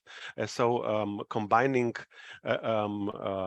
your grade during the semester and so on, it can be solved easily. But in one sentence, you cannot only take what you did before face-to-face and put it online, because you will get a lot of trouble doing this. Can I think to extend on this, I think there's there's a technical question, but there's also, and I'm sorry, I always bring it to that, there's a philosophical question around why we're assessing, and it's assessment for learning and what we're doing that for. Because to some extent, if you were a cynic, you could say we're assessing to ensure that people go into the workplace with certain skills, and there are various ways by which we can do that. And there's authentic assessment and different forms of assessment. The other thing is that it's actually based on us having a sense of what people should get away. And I come back to this design for learning because I think it's so important. Some of the current literature at the moment is actually very clear that our intention is not necessarily what translates to the student. So whilst I might have an intention of what I want to get what I want a student to get out of my lectures or my classes or my activities, students come with a different mindset, and therefore they take different things from a lecture, not necessarily the one thing that I want them to. So I think it's really important that we assess what we think is the necessity to assess. And you will also notice that some individuals, there will always be a future for assessment because there's a purpose of having milestones of achievement and thing, but it's about whether we test knowledge retention, which is an exam kind of way, whether we test knowledge application. And if you look at universities, particularly on the continent, Maastricht in particular, around the problem-based learning approach that they're taking, there are universities within the UK, particular post-92 universities, who very much take project-based learning and its assessment on an annual basis. There is always going to be a future of assessment. And I agree with Marco in that there's an aspect of formative versus knowledge achievement versus all sorts of other things. I think we just have to be a bit more discerning around what it is. In UK higher education, it was easy because it was an exam or an essay. Maybe a presentation, but we're pushing it there. It's really sort of beginning to look more roundedly at what it is and where it sits all over. I don't think we'll ever get away from it, and I don't think we should. And all of these bits of assessment have its place. And again, for me, technology is just a mode of versus the decision to assess. I think you summarized how the Slovenian approach to examination often looks like, but I wouldn't use neither Slovenian nor British, because I think there are individual practices that actually go beyond and are far more innovative in that way. So we both stand corrected. Annelies, Stefania, Santano, your thoughts? I'm not at all an expert in assessment and distance education, but I do agree that assessment there will always be a future for assessment, because assessment is part of BIC's model of constructive alignment. You start with learning objectives. We already stated everything starts with what is your aim in education, what is your objectives. Based on your objectives, you will create and design 4 different learning activities. And then you need to assess to evaluate if you achieve the goals or not. And if your activities change, and I have expertise in, for example, more the project-based learning, computer-supported collaborative learning, and we know that often teachers don't like to do these more active learning approaches because it's so difficult to assess these more active learning approaches. And for that, we need the new approaches on learning analytics, multimodal learning analytics, can help and will help in the future to help to assess these more active learning approaches. Like for teamwork, collaborative learning is very difficult to assess, but the transition from assessment of learning to assessment for learning is not new. We are still searching for ways to really make sure that assessment not only is something to assess if we reach our goals, but also can help to improve learning and to see it as a way to learn.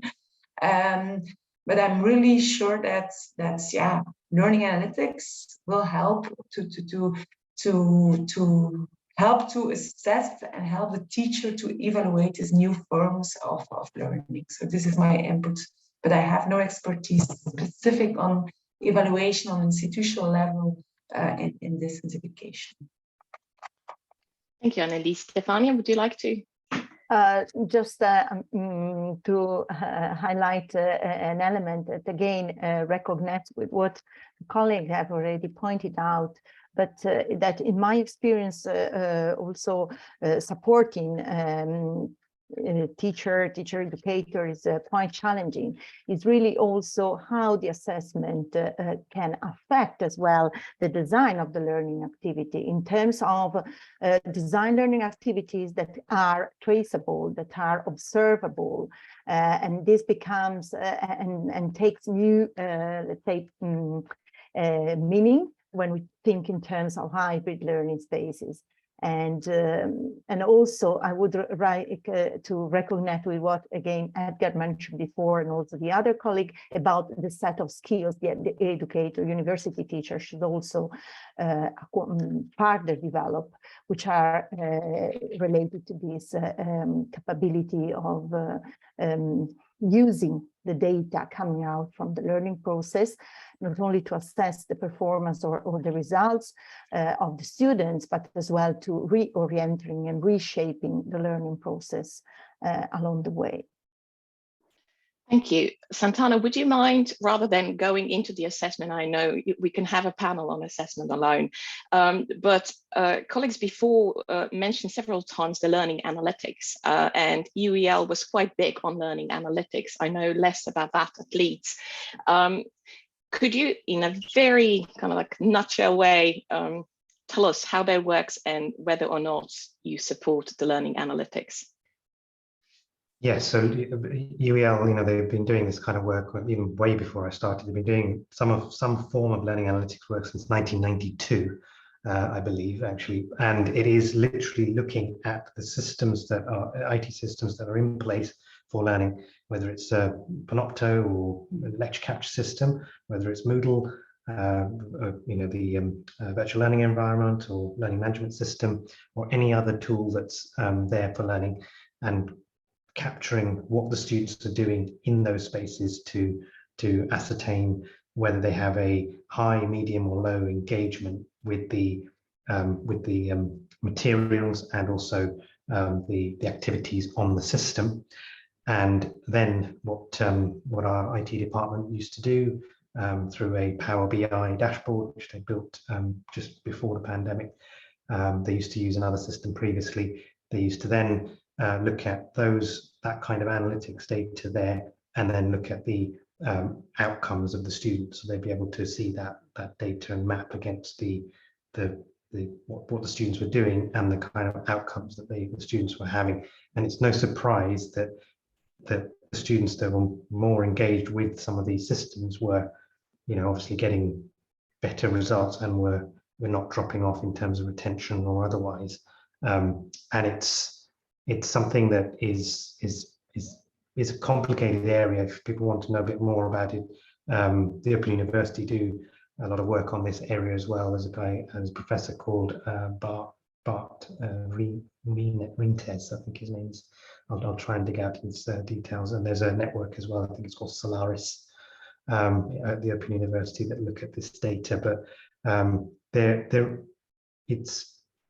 is a lot of buzz around this, but also that's not the be all and end all of any learning experience for the student, because there's lots of other complicated factors in our students' lives, and the more that thanks Annalise, so that's from the Open University's Institute for Educational Technology.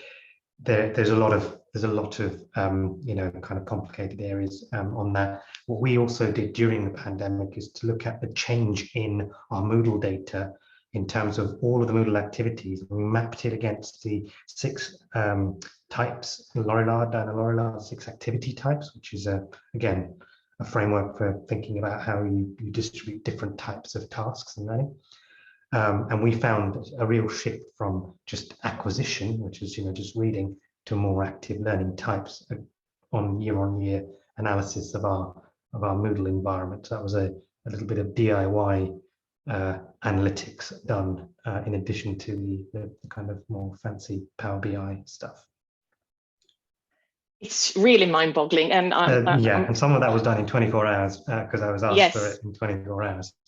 And then we, on the academic part, we would be receiving reports, and it kind of feels like a performance report very often. Exactly. Apologies.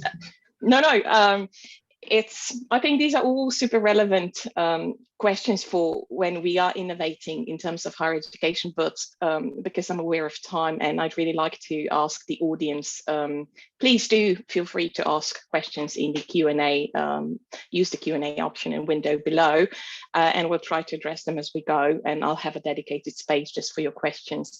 But before I do that, Edgar, I think this one will be particularly for you, because I am interested, and you, first of all, you come from leadership.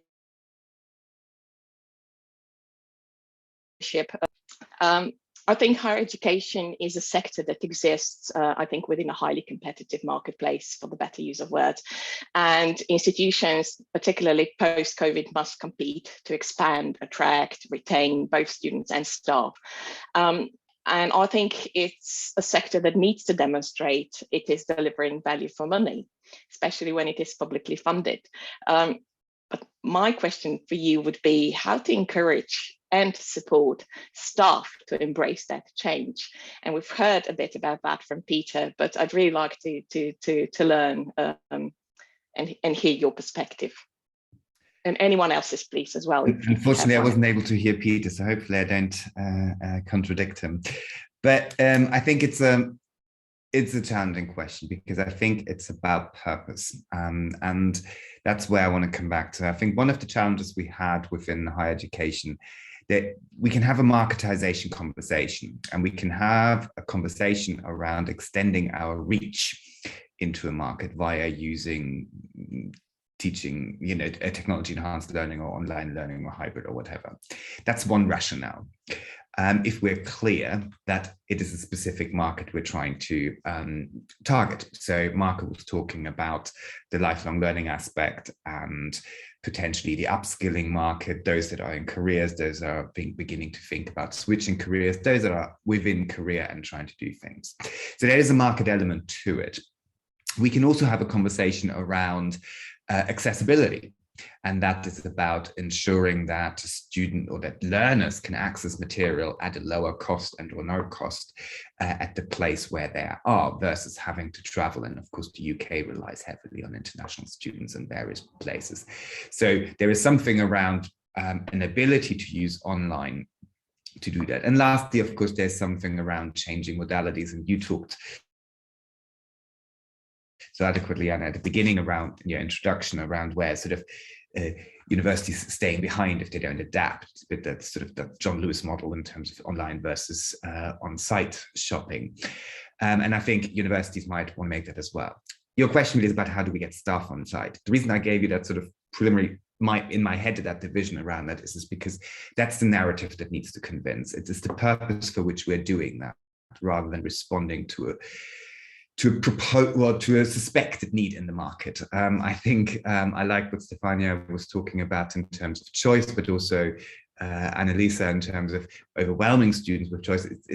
This is not about what the market wants or not wants. It's about why we're doing it. And if there's a purpose, I can pretty much convince, I am convinced that we convince colleagues as well to stay and engage with this, even though there's learning involved, because at the end, there's a purpose, rather than saying we need to do this, that, and everything else as well. And I think that is where I think we need to begin to talk about. In more traditional universities like ours, and it's the last point I'm going to make, it has to also sit alongside our portfolio. We will never be an OU, an open university, and that is good, because that's not where our strengths are. But any online contributions, any digital contributions have to sit alongside the portfolio that we have already. So for me, therefore, this is a conversation around where it fits, not one of wanting or not wanting to do it. So my point is, it's about a transparent, open, but also clearly focused conversation around why we're engaging with these kind of types of learning and who we're trying to attract. I hope that makes sense. Just to me, and obviously the audience are invited to join in at any point through the Q&A. But I would like to slowly bring this to a close. It is an afternoon and it's a very hot one in Europe, as those in Europe know, so everyone here. but I would like to bring in your individual perspectives about the future of higher education. We've addressed that to a great extent in terms of a hybrid. I think we have two examples here. One is KU Leuven and another one being Leeds, and specifically Leeds University Business School.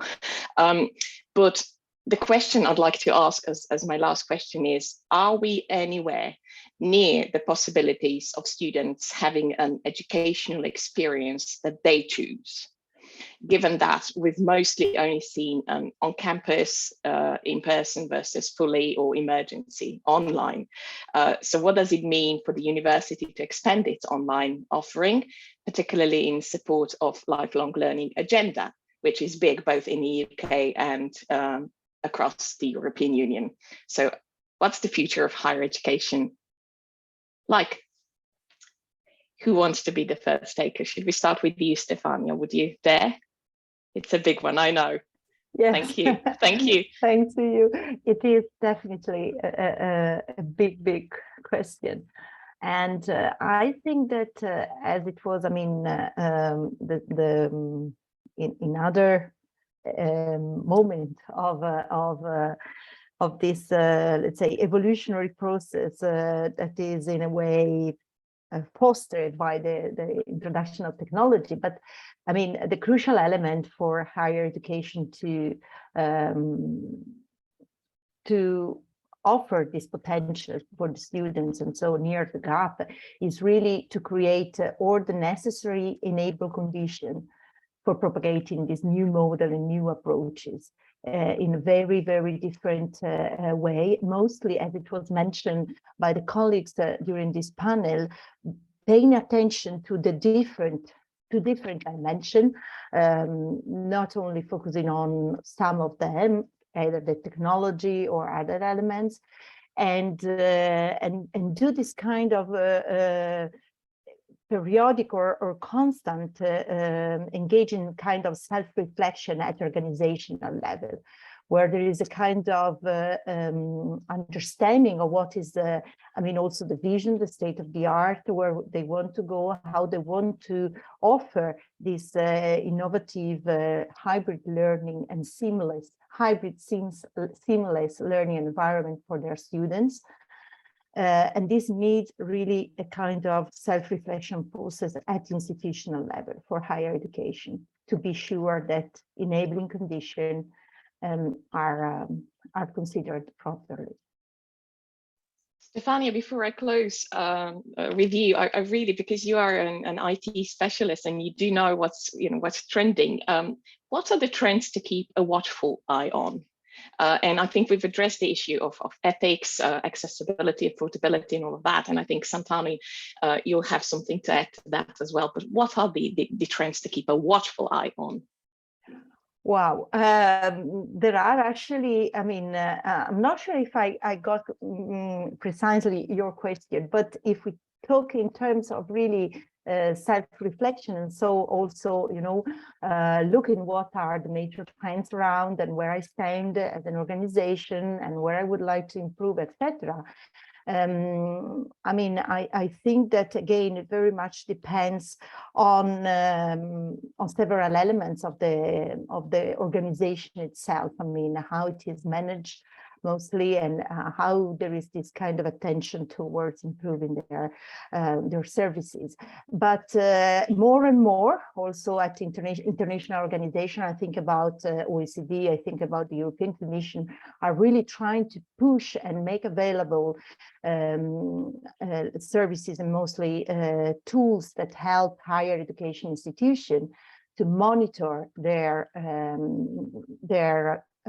capabilities in terms of capabilities to effectively, move forward. I think about H-Innovate platform from OECD and European Commission. I think about, I mean, also tools that have been released by the European Commission for supporting teachers and educators in reflecting on their digital capabilities, not in terms of technology, but from the pedagogical perspective. So to be sure that they are reflecting on the kind of skills they have acquired for enhancing their teaching and learning, as well as for interacting effectively within their professional network, as well as to foster students' capabilities. So for me, this not only watching into emerging trends, but also watching into the state of the art of the different kind of processes that underpins the organization is definitely very much crucial to move forward. Thanks ever so much. Edgar, would you like to go next? I was worried you might come to me next.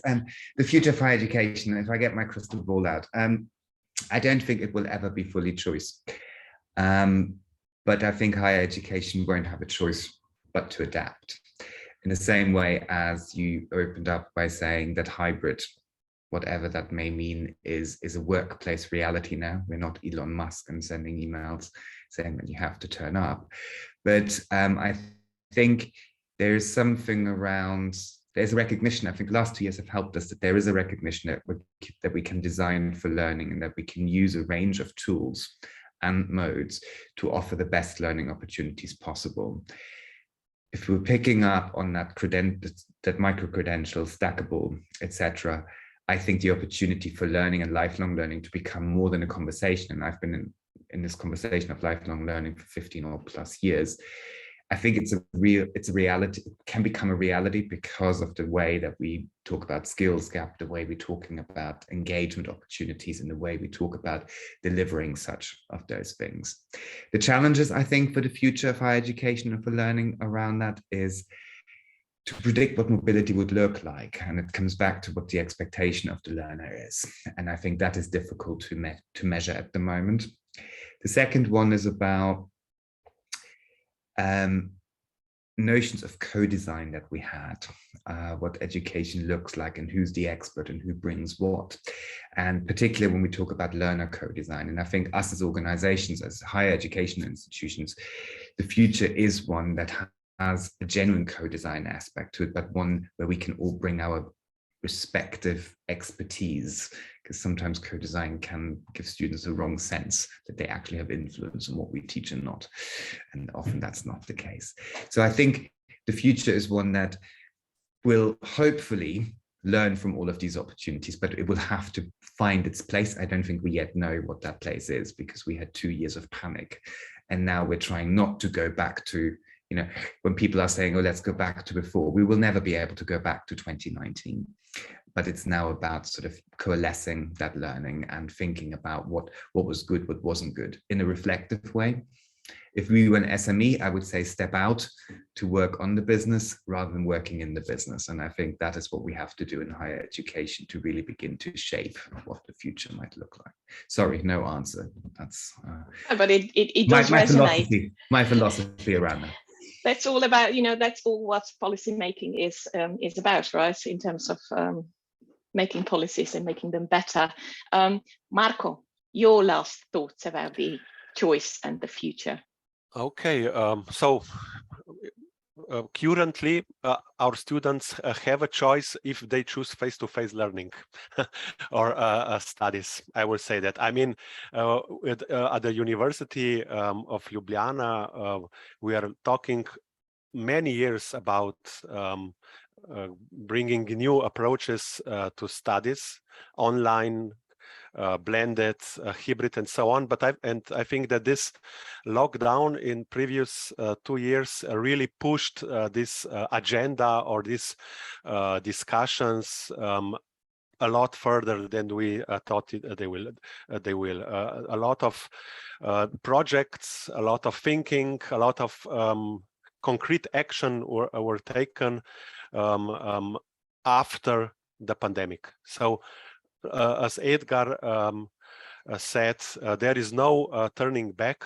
We are now, we have an experience of different online or maybe blended teachings, and how to upgrade this and how to maybe incorporate this in the system of university study programs and so on. So I think that the future is definitely, in my opinion, blended or hybrid learning, not because of the technology, but because of those things that Peter and also other here speakers mentioned. So also teaching methods and approaches change, so that this traditional still traditional ways of lecturing and organizing studies and so on will maybe change in the future. If face-to-face or blended or in some other form or way. The challenges, I think that, of course, for at least for our university or Slovenia, how to implement these new ways of teaching and learning in the systems, so formally, it is connected to how our pedagogy obligations are evaluated, so how our work is evaluated. It's of course one challenge will be how to upskill, let's say, or how to develop skills of teaching staff, also students. We are just for now dreaming about learning technologists and so on. What you said, that is a long tradition in England, so that would be, I think, necessary. So to develop new profiles or teams to help with this transition. And of course, maybe more general or political or I don't know, policy question is what technologies will we use regarding privacy, ownership of the data and so on. It is a problem for us in Europe, I'm sure.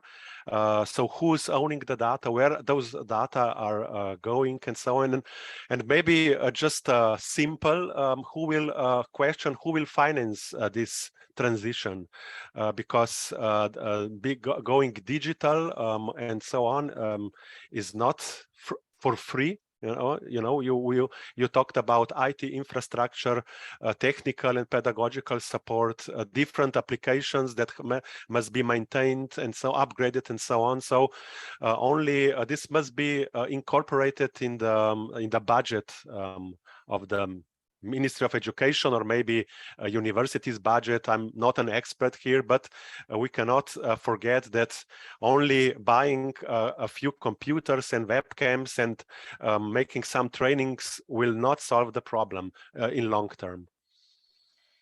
Thank you, Marco. Leave that with me. I may be back. Santanu, Thanks, with you, Jana. and Annelies, I'll then come to you. I mean, I think a lot of my points have been mentioned by others. I think the future of higher education in Europe and indeed anywhere around the world will take strong leadership, really, because and something that we haven't really, 2 points we haven't talked about today is the kind of quality of that education and how that's measured, and also the way in which it embeds some of the challenges of society now. So the UNESCO's, the UN's SDGs, sustainable goals, and education for sustainable development, which is a criterion in the draft for the new UK PSF framework, which is under consultation at the moment. So yeah, strong leadership to kind of learn the lessons from the pandemic now, and to have education for good and for change. And I think that's my kind of very short summary. Wonderful. Annelies? Well, things have been said already, and I don't have the answer for the future, but I can agree that indeed we should design for learning, but maybe also design for uncertainty, because we don't know what the future will bring. So I do agree that education must adapt to prepare for uncertain future, and but I would also say that we've heard that, yeah, like KU Leuven is a traditional, more traditional university. We want to be as flexible as possible, I think, but it's important to keep an identity as an institution, because also distance education and open universities are moving towards hybrid, and I don't think it's good to to offer it all. I think it would be good to stay or to keep an identity as a university, as an institution, because we also know that student population or the learning population, there are a lot of differences. And so we need different ways of teaching, different institutions. So I think it would be good that we all keep an identity and know that, okay, we are good in on-campus education. This is our identity, and we are strong in that kind of education. But of course, we all need to change and be thinking about new approaches. And you asked about trends, and I think we haven't talked that much about. We've more talked about space, more the physical space, but maybe the future will also be the metaverse, the virtual space, virtual reality, and this can be also a way to connect remote learners. Not a lot of research yet on virtual reality and learning and communicating in virtual reality, but I think the next years this will be something that will be investigated to see how the future will look like in that kind of space.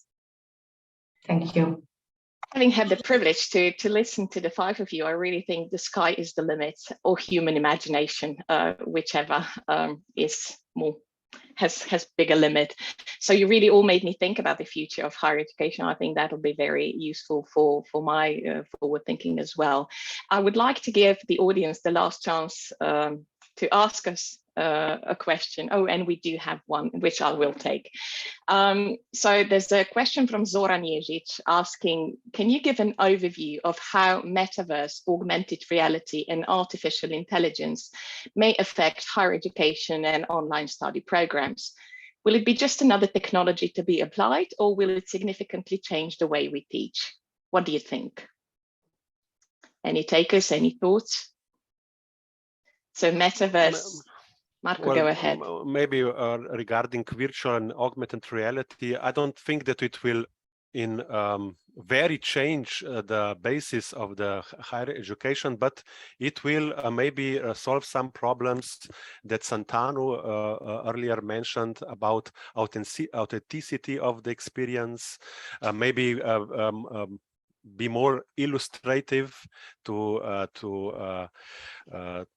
illustrate some phenomena or situations more in a more detailed way, and partially maybe also to remove this barrier of being separated in front of computer in isolation, and develop some sense of community, of better collaboration between students and teacher.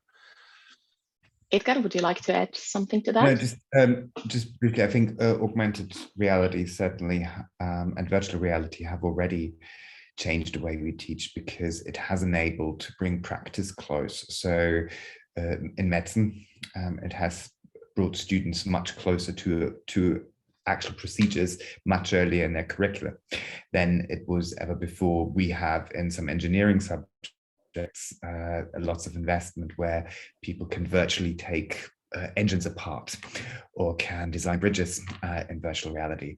And I think that is a different engagement with learning and a different embedding of that learning experience. We used to talk about practice close learning or problem-based learning, and I think technology like this will help. Metaverse, I'm probably a bit more skeptical. There were some universities that were trying to, and I'm picking up something Santanu has said, that had a campus in Second Life that never really took off much.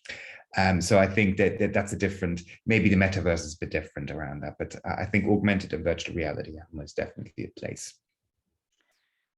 Yeah, Anneli, go ahead. I just shared a link of a recent research project with virtual reality in medical education, and students really see it as a complement to the, more learning opportunities. It gives more learning opportunities, but not as something that can replace. So they really see, okay, virtual reality, we have more opportunities to practice, for example, communication skills in medical education, because now it's often limited. They have limited learning opportunities. but they really claim, okay, it cannot replace the learning opportunities in the real hospitals and stuff like that. So. I think it was a real privilege to pick your brain on a Tuesday afternoon. Marco, Annelies, Stefania, Santanu, Edgar, thank you ever so much for sharing your expertise and knowledge on this issue. And please do keep up the good work because we really need to make the change, and much more quickly, I think. And thank you also everyone for joining us today. It was a real pleasure, and I hope we can discuss that in the near future again. Ivan, Svetlik, over to you.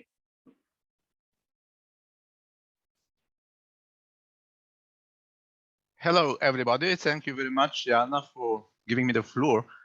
First of all, I would like to thank all the speakers, introductory speakers, and also the discussants now, giving us so rich information on the hybrid teaching and learning. So as a want to make conclusions, I have a difficulty to add something in addition to what you said. And it's also difficult to summarize everything you presented to us. But let me first, before I'm making this in a few points, before I would like to say that Social Quality Assurance Agency Council also shifted first to the online work, and then we are now at the hybrid type of activity. So it means that it's not just at the universities, but also at other institutions that had, which had to shift to other type of work. And not only the council itself, but also evaluation committees started to use this approach, because otherwise we would have to stop all the activities if this was not done. You concluded your discussion with the future, and what I would like to comment here is that, in fact, the discussion, the hybrid teaching and learning have not been here, perhaps, if something very unpredictable did not occur. This was COVID-19. And I must say that it was a kind of a shock to the universities, especially those where the traditional teaching and learning has been practiced. Because the only alternative that seemed to be at hand was the online teaching and learning, which with all its negative sides. And fortunately, then the inventive approach inside these institutions brought us to the kind of a vaccine to this situation, and this can be called hybrid teaching and learning.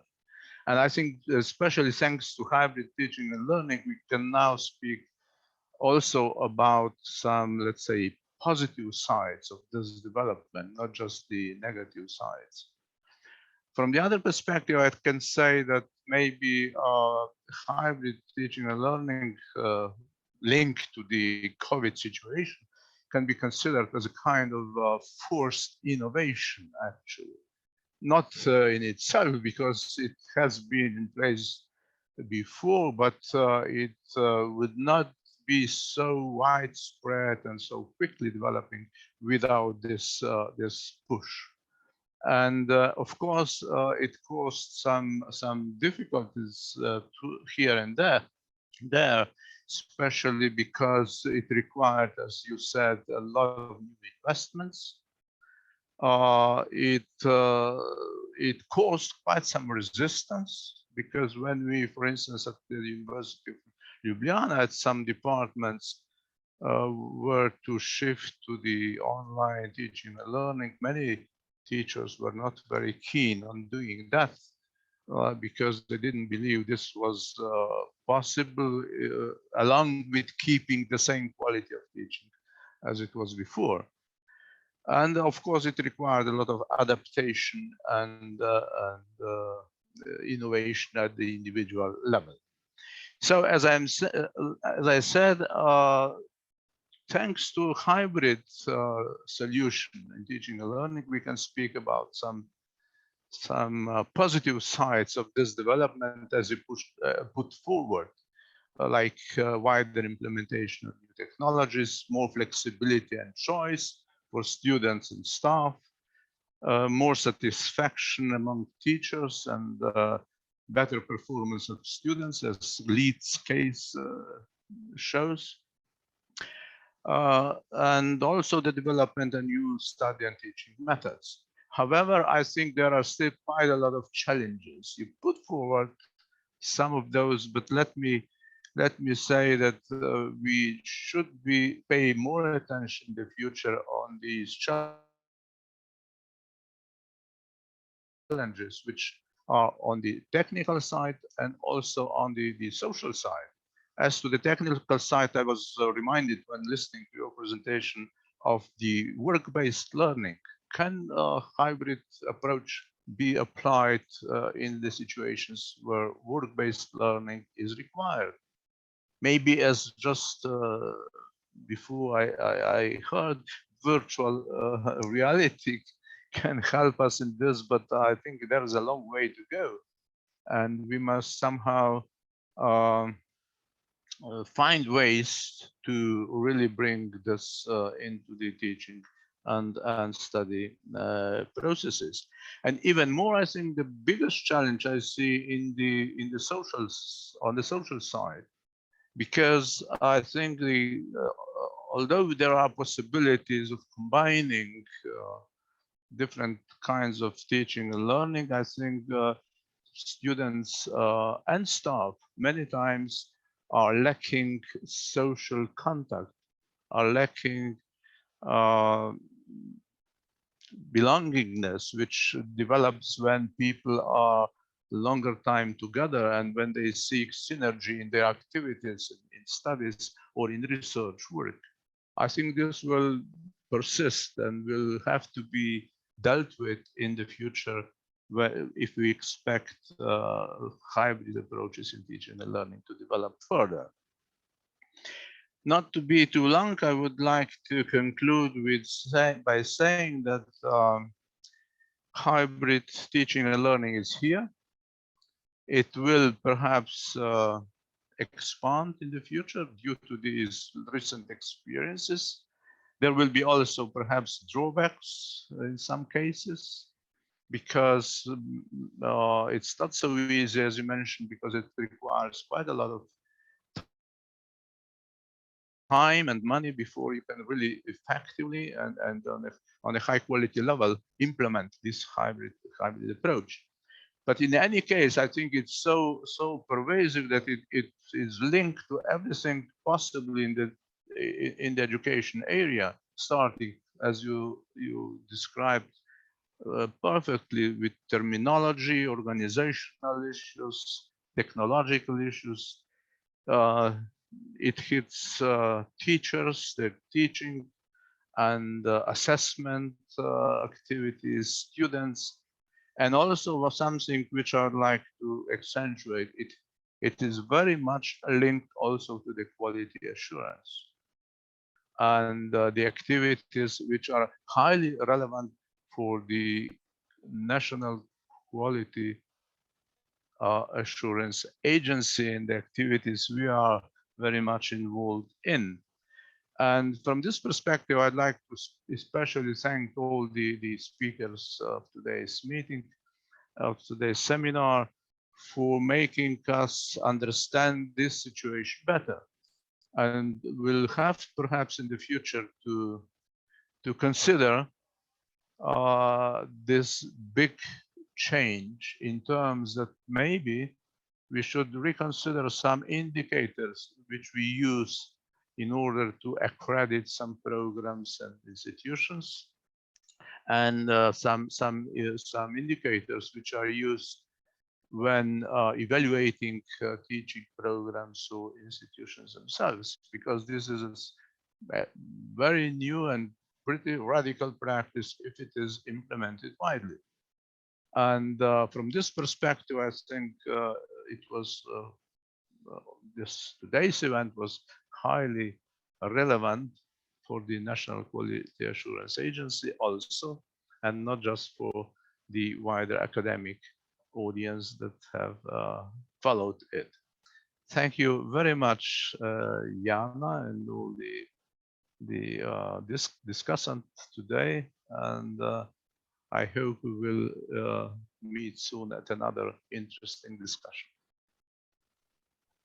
Thank you. So on behalf of the agency, and I would like to thank all the panelists, Professor Javornik, both presenters, Natasha Kramer and Dr.